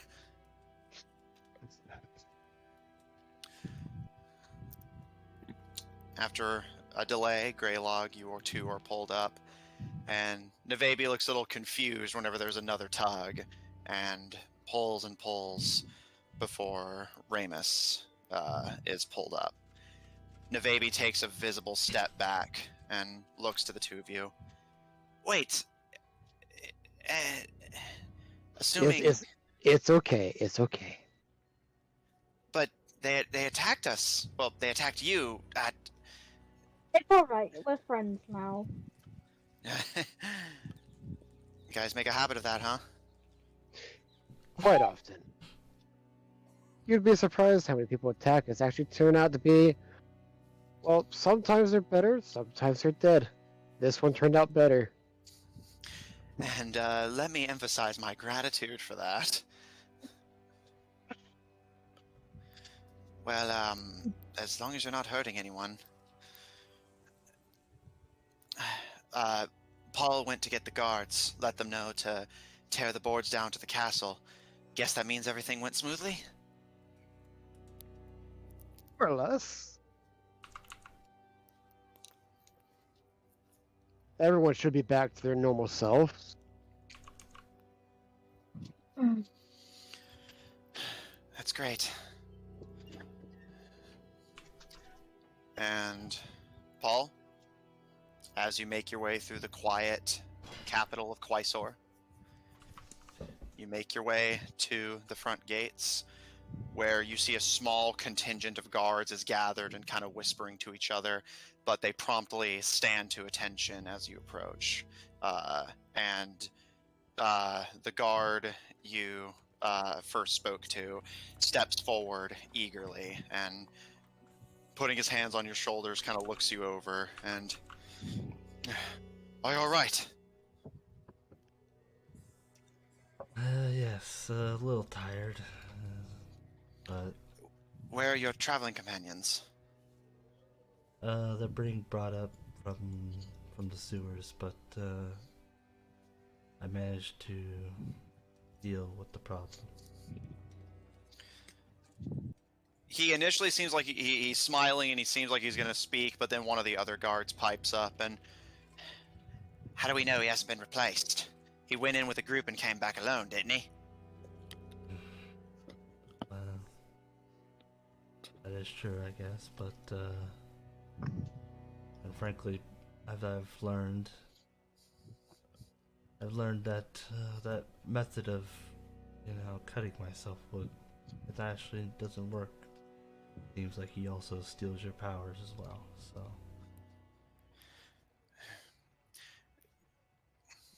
But where can we find your friends? they're, as far as I'm aware, they are still at the well. The guard gives a nod and seems satisfied, and whenever the other guards kind of look at him curiously, he turns and... He can be anyone, anywhere, but he can't be in multiple places at once. Welcome back, my lord. I'm glad to see you're safe. The fact that you're here and you and your friends returned alive, then you emerged victorious? I have merged with the solution. The people inside should be back to normal. And you can see this gets a sigh from all of the guards who presumably lost friends and family to Martinko's cursing. I guess with that meaning, you should be able to remember them. Yeah, I can. It'll be so good to see my family again. Thank you, my lord. This city is forever in your debt. Well, we won't be able to see him behind barred doors, so we should probably get that taken care of. You can see immediately the guards start yelling to each other and almost like going over each other, trying to just sprint to the castle. And the guard you're speaking to kind of calls out as they run, orderly fashion, orderly fashion. They're gone.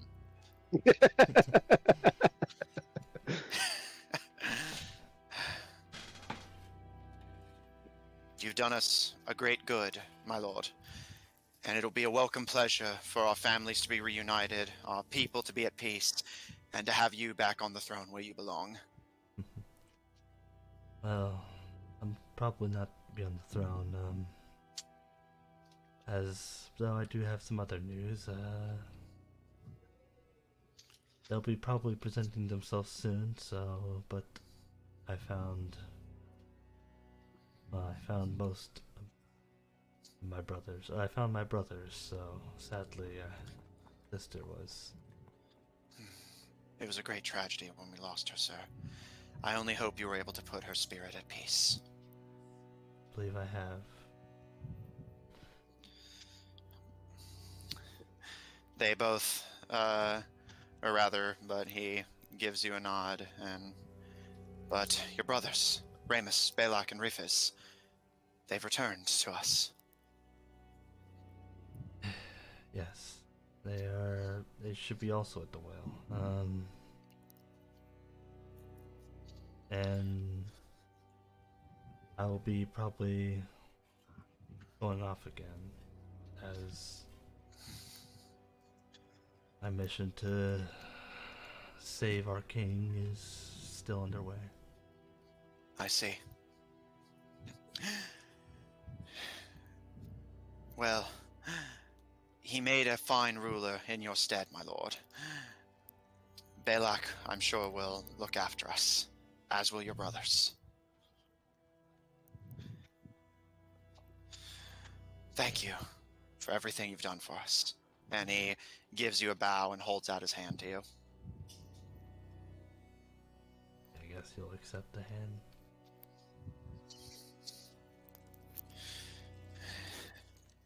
If there's anything more we can do for you, my lord, you just need to ask.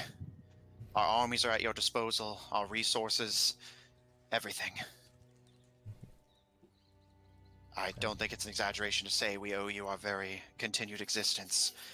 If he had been allowed to rampage in that castle any longer, I fear we would have lost everyone to that mad doppelganger.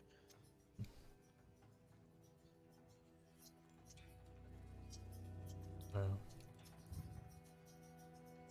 he shouldn't be. As far as I'm concerned, he shouldn't be a problem. But thank you, my king. And seeming to forget his duty and decorum for a moment, he pulls you into an embrace. Oh. and he will accept it. I lost my wife to him. To remember her face again after all this time means more to me than I can ever express. You're welcome to stay in town if you wish, but if your duties to this world call you elsewhere, my lord, then, well, you need but say the word and we would follow you, but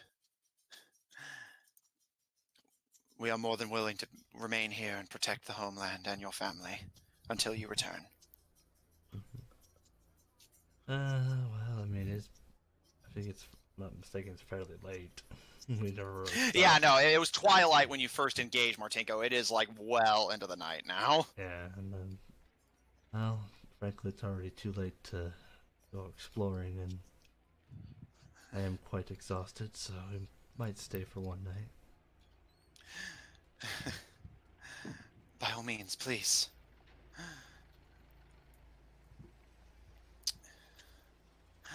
We'll throw a festival. Maybe put on that play that we had been thinking about. Whenever word gets out, whenever everyone realizes they can remember what they'd forgotten, everyone is sure to be in high spirits, my lord. That's all I hope.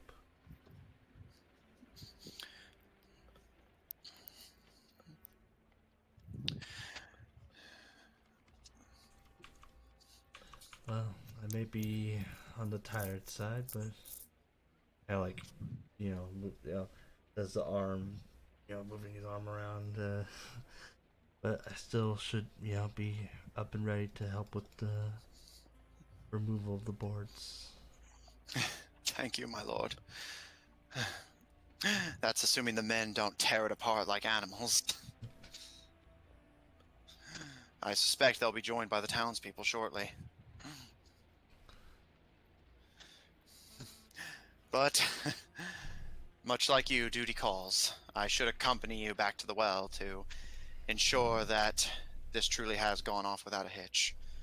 And it'll be great to see your family again. By all means, lead the way, sir. And he gives you a bow. Alright.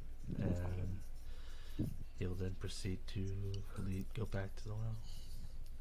Okay. Poor Paul. Not used to this. Greylog? Sorry. As you kind of amble about the well, Nevabi asking questions about what had happened and you answering them to the best of your ability, there's a kind of hubbub as a crowd of guards and a not insignificant number of townsfolk just wielding farming tools run past all of you, making their way toward the castle. Careful, you'll scare the people. And not long after, you see Paul and the guard you had all met at the front gates returning. And the guard breaks out into a relieved smile seeing all of you, before their gaze lands on Ramus, who kind of gives a nervous smile and a kind of shy wave. And the guard pats them on the shoulder and brings them into an embrace as well. It is great to see you back with us. Thank you, but I'm not the king. You don't have to be king to be loved by your people.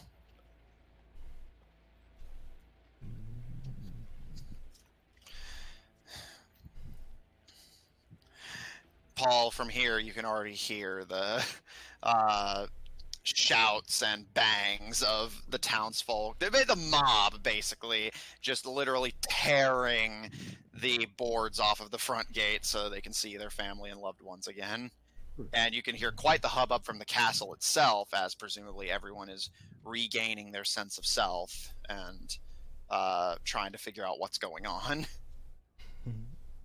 That's gonna be chaos. Yeah. Quite. I suspect the festivities should be held in the family home itself. With your permission, my lords. I don't see any problem with it. So, do we go ahead and leave now? Do we wait? Because back in our side of the lake, it would be what, midday, like early afternoonish. It'll take more than a day just to get back there. Yes, and I don't know about you, but I'm certainly quite exhausted by all this. So. Fair. Let's go have some fun then. The guard gives a smile, tromps off towards the castle to join his comrades. Try to keep them organized. I'll certainly try my best, but I'll admit I'm eager to see my wife again. If all the boards are taken, I might just break a window.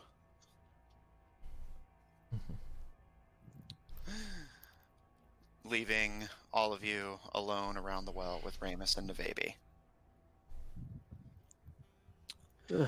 Well, that was something. Yeah.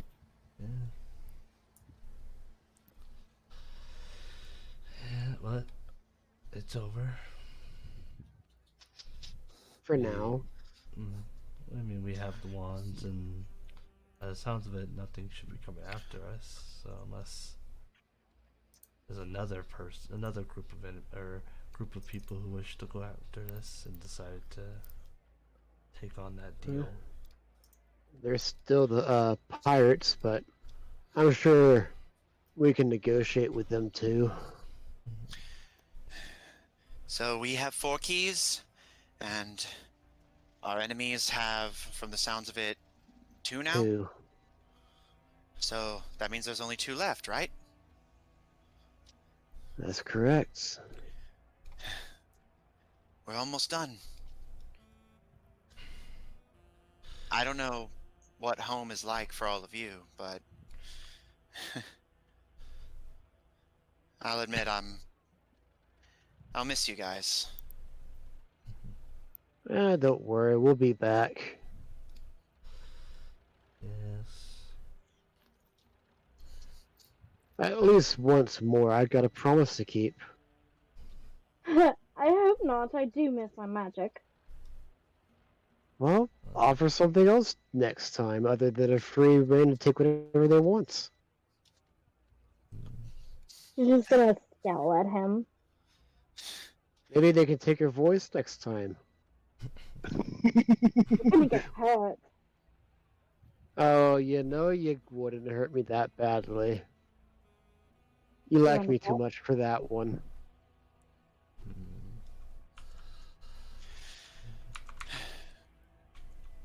Well, it's a relief to hear that this is all almost over. One way or another.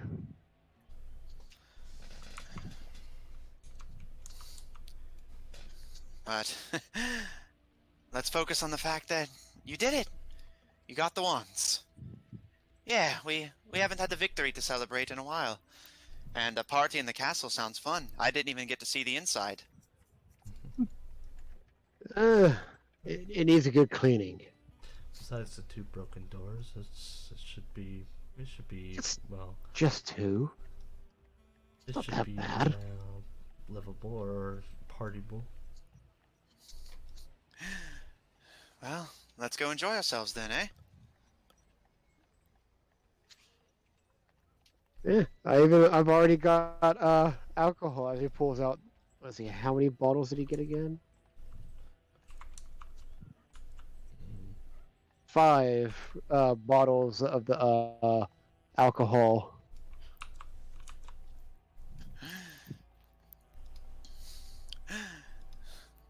Straight from the king's cellar. Ramus kind of quirks a brow, and looks it over and just kind of gives a smirk. And I'll neglect to mention this whenever I see him, eh? A small price to pay, you know? Paul, if you want to find me during the party, I'm probably going to be up in my room. I've had a long day. Yeah. I'm not sure how much partying I do because as I have had also quite a bit. I'm not pretty spent. Well, we always kept your room clean. It's just like how you left it.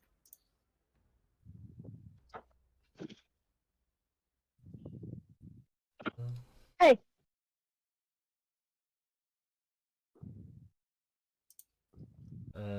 Matt, are there guest rooms?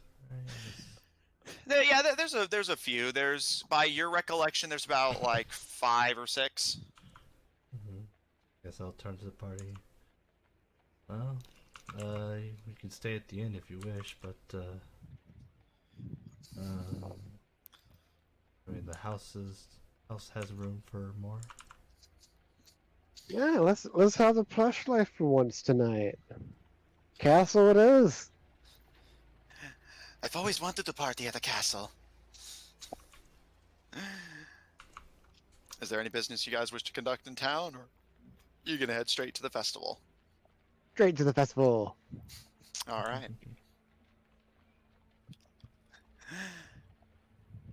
As your group makes their way into the city, up the hill, and to the castle itself, you can see the boards have literally just been torn and splintered from the massive door, and a crowd of people, almost the entire city, is just gathered in the courtyard, the backyard, front yard.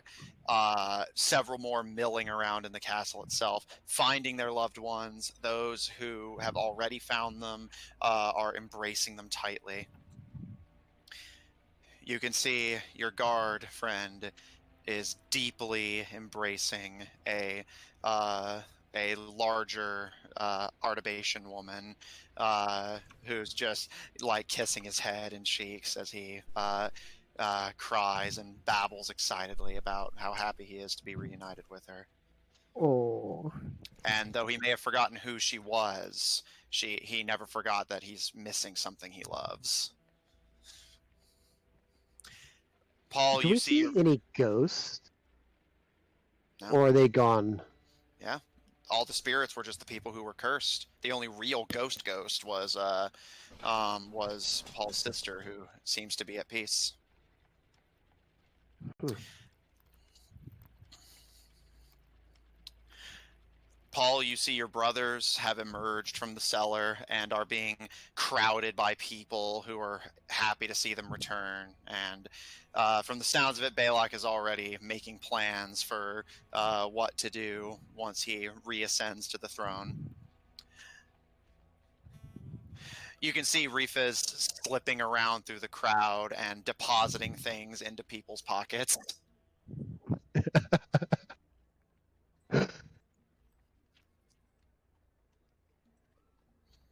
I wonder what he's depositing.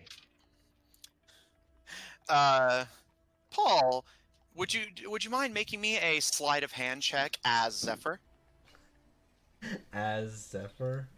Yeah, like go to your Zephyr character sheet and roll sleight of hand. Gosh. Who is he stealing from? Oh, he's not stealing. He's putting things in their pockets. Oh, anyway, who was it? Basically, what's like Zephyr? Sleight of hand. 30. Greylog, you have no fucking idea. I was like, None of you notice that this happens. So please bear in mind, you do not, you basically you'll notice this when when your character next checks your inventory. I'm only telling you so that you can add it to your character sheet. All of you, as Zephyr pats you by, just giving you friendly greetings as he passes you by, slips valuables into each of your pockets. Each of you may add 500 platinum to your inventories. Oh. very generous. Well, yeah, he's Zephyr's opposite. You know, Platinum? yeah. Yeah, 500 platinum. Well, I should cover up the cost of that diamond you need for that new spell that you're trying to get now. Yeah. Nice. Actually, That'll cover a lot of things. I don't think even that is enough. It's 35,000 gold, right? Yeah, I was gonna say, you guys' level, it's actually not as much as it sounds like. It's just the most money your character's ever had at once. Oh, not quite. I've had more. Oh yeah, true. But yeah, again, none of you notice this. You'll just find it in your inventory the next time you check it. Well, that's interesting. I wonder where that came from. Yeah. Oh, and I will also like to say, because I forgot to mention earlier, that Greylock did pick up the Scourge Whip that he had dropped after reviving the guy. I assume, don't worry. I know, I just wanted to... No, yeah, thank you for make it specifying, known. but yeah, don't worry, I had assumed, but yes, thank you for specifying. Paul, you see Ramus kind of going out of his way to avoid the crowd, makes his way up the stairs and disappears into the second floor, presumably heading to bed, as they had said.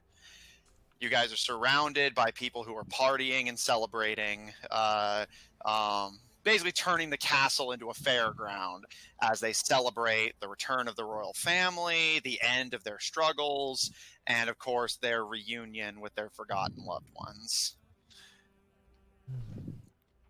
For probably the first time since the war began for them, the Artabaceans are at peace. What do you all wish to do, if anything, during the festivities? What is there to do? Like, I'm on the Getting prowl. drunk. I'm ready to party.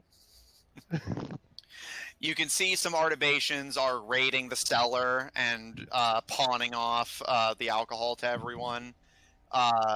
Asari, looking out in the front courtyard, you can see a small, kind of improvised stage is being set up. Presumably, they're gonna put on a early showing of Black Ink and Blue Blood as celebration. Oh, hell yeah. I'm going to that. That's where I'm going. and but yeah, so drinks are being offered. A stage is being prepared for a play. People are celebrating and reuniting with each other. And because this isn't like a proper festival, there's not really games in the traditional sense, but you are free to explore as you wish, talk to people, mingle. Paul, what are you doing?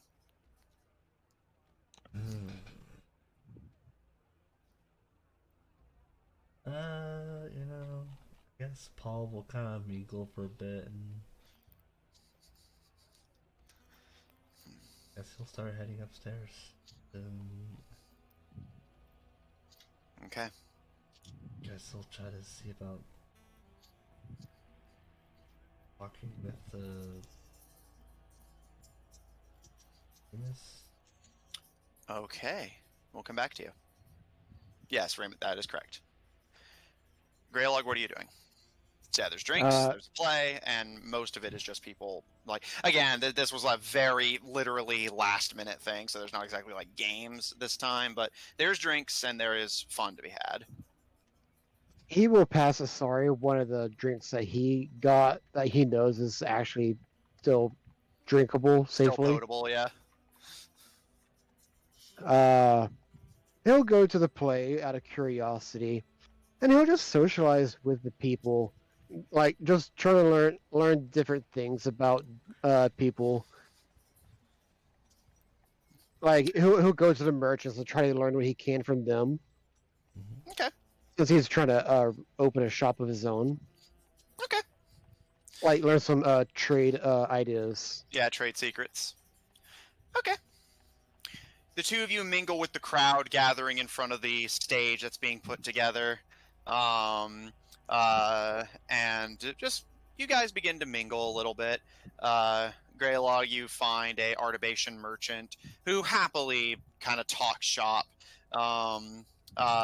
suggests different ideas, and the two of you bounce, kind of workshop ideas off of each other.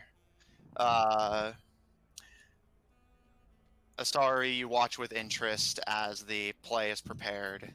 And Paul, after a little bit of mingling, you make your way upstairs, and you find that Ramus's door is closed. But if you wish, you may knock on it and see if he responds. Yes, he won't barge in. Okay. He will knock. He's not a barbarian. Yeah, he's a paladin. You give a knock on the door. There's a long delay, and you suspect Ramus might already be asleep, but the door is thrown open, and you see Ramus is a little disheveled, but otherwise fine, and looks at you kind of surprised. And what's up? Everything all right?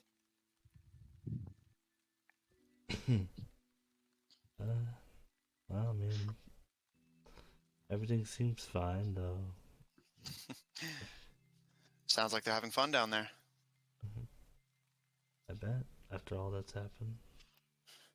He kind of looks up and down the hall, where even in this hallway, there's people reuniting with each other as the spirits kind of wander and their loved ones find them. And here, if you want to talk in private, come in. And he'll accept it and head on in. As Ramus shuts the door behind him, leaving the two of you with some privacy in his bedroom.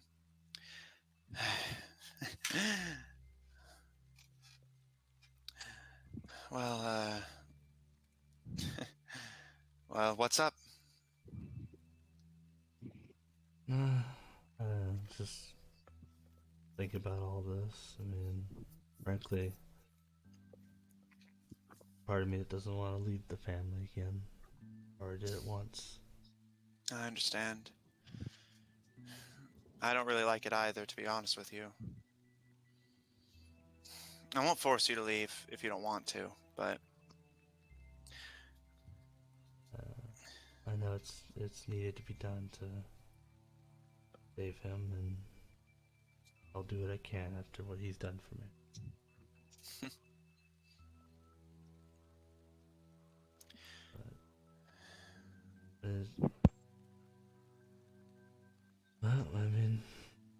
Is there a reason why you're not in the mood for festivities? Oh, like I said, it's been a long day. I've been through a lot, you know? Got held hostage. My brother turned into a doppelganger. Had to trek through the sewers twice. Just got relieved of duty from the organization I never wanted to work for in the first place. And had to confront the unfortunate reality of my actions. I'm glad you were able to help him, for what it's worth. Yeah. So mine. I do hope you've learned from this experience that Oh, yes, I'm done playing with chemicals, I think. I wouldn't go that far, man, but simply don't try to pass off your chemicals as something that they're not, I guess.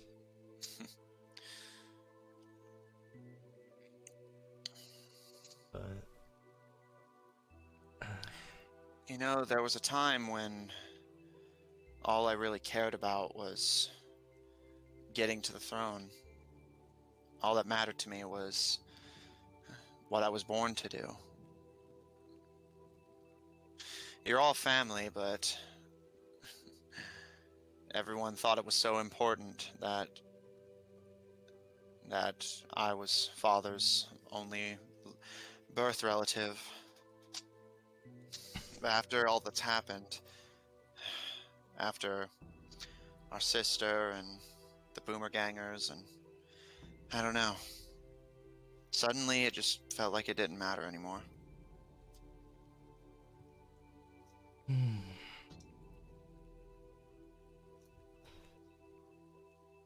Well, can't say much about being part of the throne, since he didn't really have a place on it since I left. I don't think so. These people love you. True, but I still left, especially when after apparently it needed me. But You had no way of knowing. It's not your fault. I should have stayed too, but I didn't. I don't know. Something about losing Father just made our family fall apart. Balak and Rifez, I think, are the only ones who made it through okay.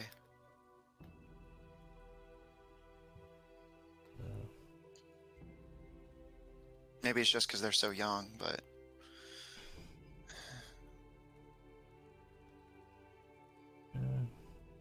it hurt losing him. Oh, I know. And yes, in some sense it'll hurt me losing y'all again as well. You'll come right back. I know you will. And when you do, we'll stay together this time. No one's taking us apart again. No technology cultists, no disease-spreading political conspiracy. No throne, just us. Just family. Sounds nice.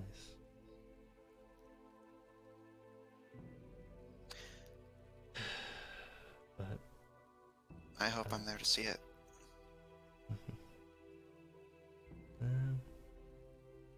You're tougher than you look. You might even outlive me.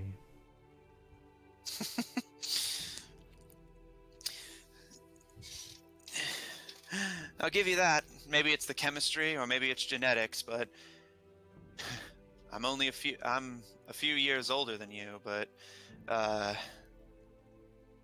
well, at least by family anyway. You've only got a couple years on me biologically, but I like to think I aged gracefully. You're starting to go gray early. I guess it's the stress in life. Well, I hope I can take some of that off your shoulders. Well, do hope you don't just abandon your passion for chemicals. No, I'm not abandoning it. I'm just putting it to a better use, I think. That's good. Well, I do hope you're alright. I guess it's time for me to head off. Don't be a stranger. It's good to see you. And I'm happy to have you back, even if it's just for a little while. I know how it is. You have to go off and save the world.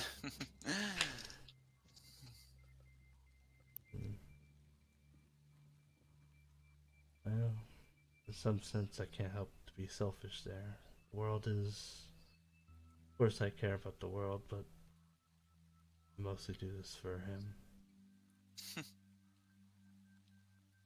Something I've learned living in exile is I think it doesn't matter necessarily why you do what you do. Just what matters is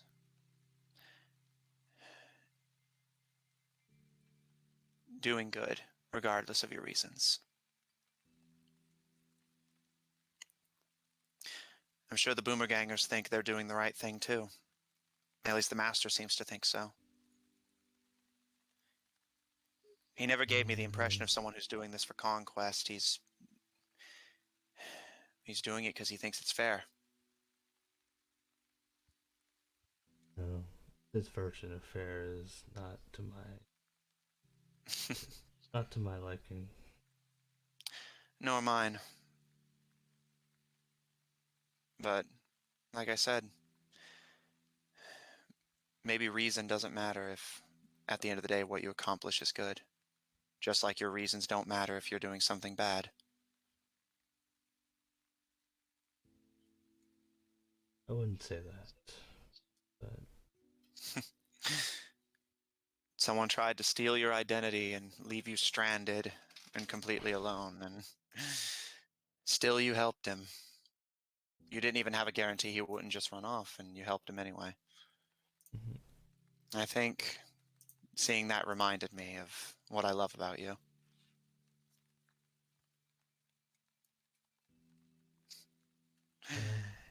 Even when you had nothing, you still extended a hand to somebody else who you thought needed it.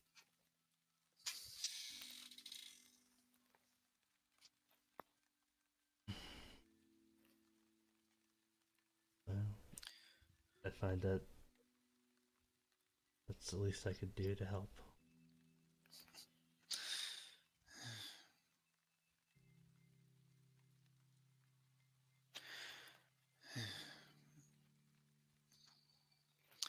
But We'll be okay. Balak will be back on the throne. Refiz will probably stay with him, and even if he wanders off, he's not the best planner in the world, but you know he can take care of himself. yeah, He's good at getting himself into trouble, but just as good as getting himself out. We'll be okay. I do trust that, y'all are capable, so, but I still can't help but worry. That's what makes you you, after all. That's what makes you different than your reflection on the other side. What I've been hearing, it's frankly a little worrisome to have you come with us and have you Like I said, I doubt he'll stick around for long, and I'm even more certain I'm not going to have much of a conversation with him.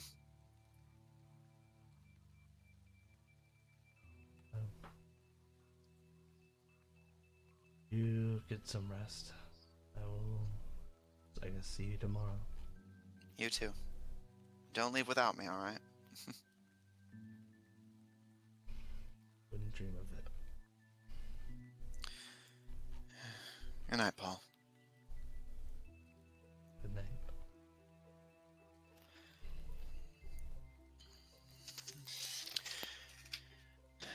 As you leave his room and begin to retire to yours, you hear the door quietly shut, and after a moment, retire to your room, which, as promised, is exactly how you left it, completely unchanged. It's a little dusty from not being maintained, and you see a few drawers and such are a little askew. Presumably Martinko rifled through your things just while he was bored, but the room has been left mostly unharmed.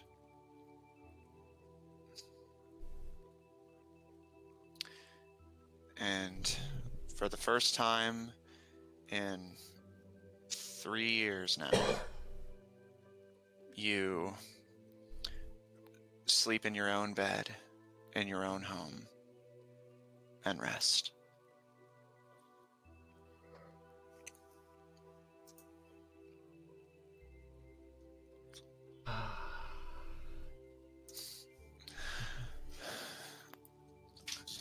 Asari and Greylog.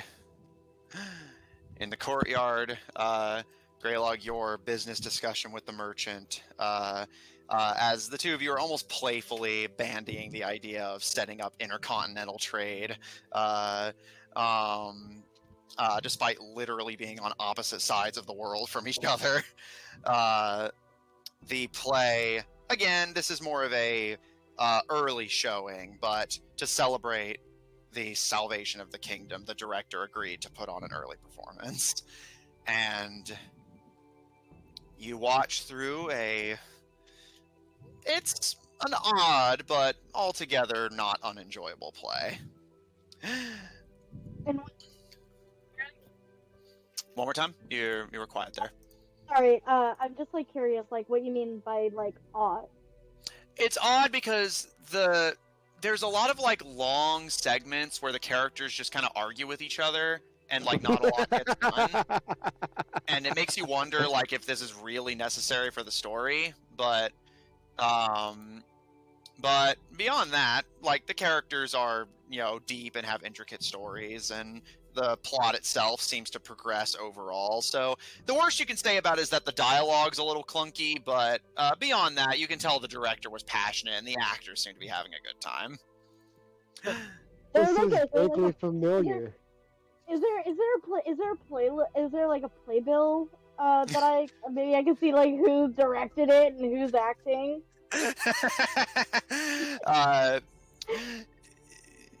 There is not necessarily a playbill, but yeah, I'll say that that you are able to get a kind of loose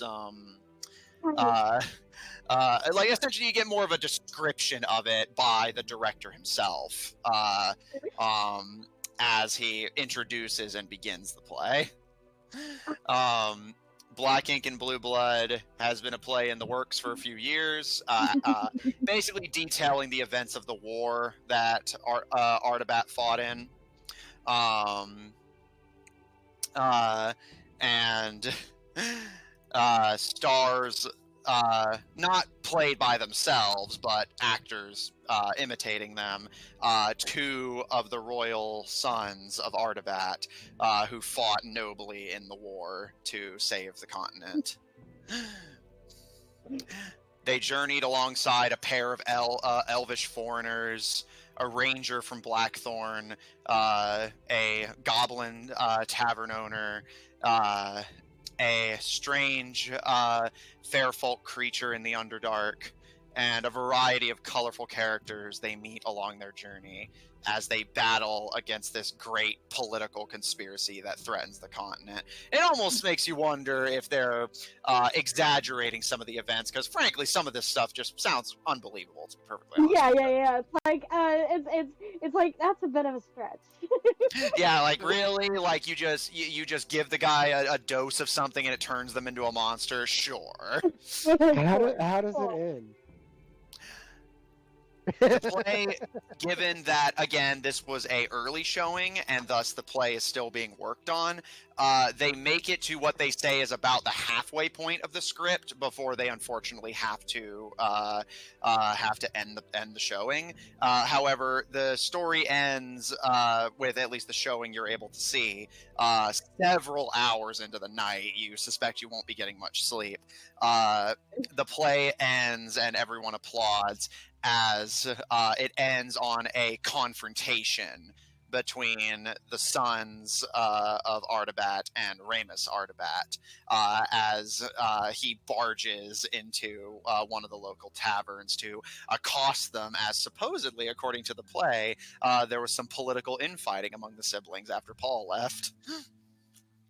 Huh. Interesting.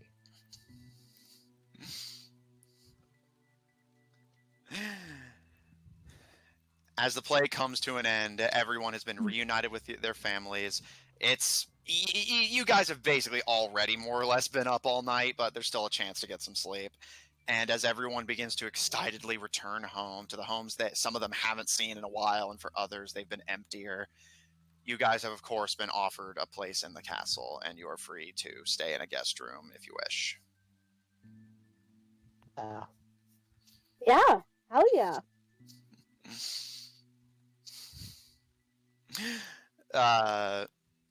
Nabavi kind of chatters amiably about the play as you guys make your way up, kind of giving a smile. And that was a good play. I really like that Balak character. Yeah, it's very interesting. Very interesting. Was the arguing really necessary?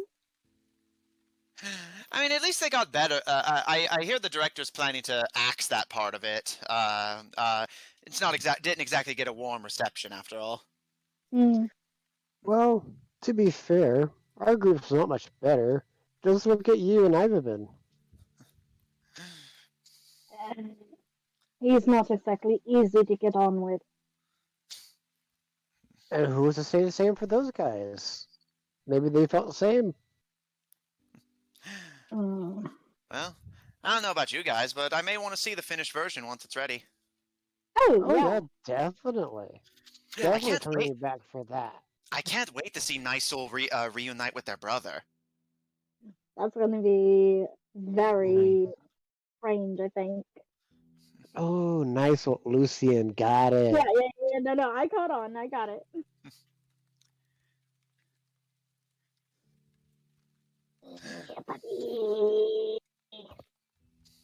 Bet you the elf man smacks him in the head. Wouldn't that be hilarious? Yeah, I think that's what it needs. More slapstick. Yeah, they need to play a game of slaps. Instead of slapping their hands, they slap each other in the face. My God. See who can last the longest. Well, I guess we should probably be off to the guest rooms. I'll get out of you guys' hair. That was fun. Yes, try to do that more with our counterparts when they get back. You guys do the same for mine, eh? Yeah, I think we will. He gives a bright smile and heads off down the hall to find an open guest room, leaving the two of you alone. There's still a few people kind of tiredly mingling in the castle hall around you. Again, those who are searching for or have already reunited with their loved ones. And while the festivities have calmed down, there are still a few gathered people. Is there anything you all wish to do? Or are the two of you good to head to bed as well? Yeah, my character's going to bed. I'll follow suit. Okay. I gotta try to get some of my abilities back. Fair. The two of you follow behind Navabi and part ways with one another as you find some open guest rooms. And slowly but surely, the denizens of the castle trickle out one by one. You kind of ruminate on the events of the play. Again, it was entertaining, all things considered, all flaws aside. And the director does seem passionate about the project, as do the actors. And just out of curiosity, what was the director's name? oh yes, it was directed. Here, I do have his name written down. I just have to pull it up here. It was directed by a Alrane known as Giuseppe Pfister. I love that name. It is fucking great. I almost half expected you to say the Man in Black or something. Nah, I'm not that obvious. I just made a separate character for the director in case you guys decided to talk to him. Do you want to talk to him? Is there time? Do I have time for that? Since you guys are already heading to bed, again, there's still going to be people mingling around the castle, and you know you'll be passing through town to leave anyway. So if you want, you can stop and talk to him on the way out. Just note down. Yeah. I do. All right, yeah. Just note that down. I will. Sorry, as you make a mental note to talk to the director more about this nice play, and Greylog, full of alcohol and preparing for the morning's hangover, and Paul resting in your own bed in your own home for the first time in years. You all sleep soundly and prepare for the return journey tomorrow.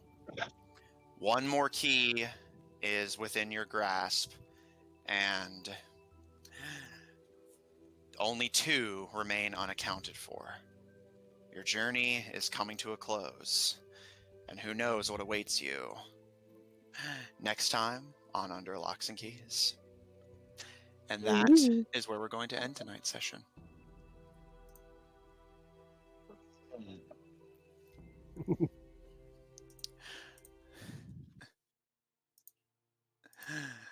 Oh. This is getting interesting. At least we didn't have to kill him. Yeah. And for the record, Greylog wasn't. He didn't want to actually do it. It was more of a show. But you really, one, he wasn't going to hurt the plants because that goes against what he's trying to do. Plus, he's not really one for burning people alive. Fair. And if it makes you feel any better, since he's gone now, it doesn't matter. He was completely bullshitting. If you had killed him, Paul would have just turned back to normal.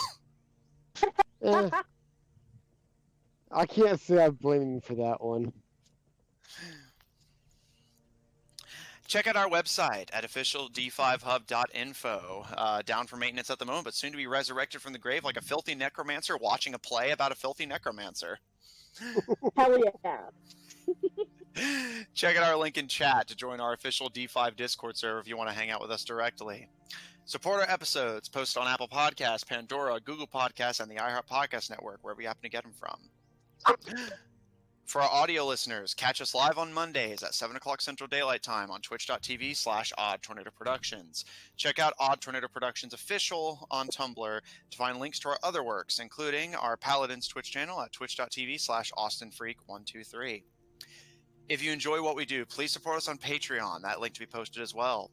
On Ko-fi at ko-fi.com/Odd Tornado Productions. And follow us on Twitter at twitter.com/TornadoOdd, TNO capitalized, if you want to get immediate updates on when we go live, as well as updates on all of our other projects. And if you want to see more of this party, plus or minus a few, tune in Tuesdays, 7 o'clock Central Daylight Time, and of course on the Odd Tornado Productions YouTube channel, for our Tuesday game of Black Ink and Blue Blood, featuring a party of politicians and nobles trying to unravel a political conspiracy if they can just stop stabbing each other in the back long enough. Thanks everyone at the table so much for playing. Thanks everyone at home so much for watching. And we'll see you all next week. Yay!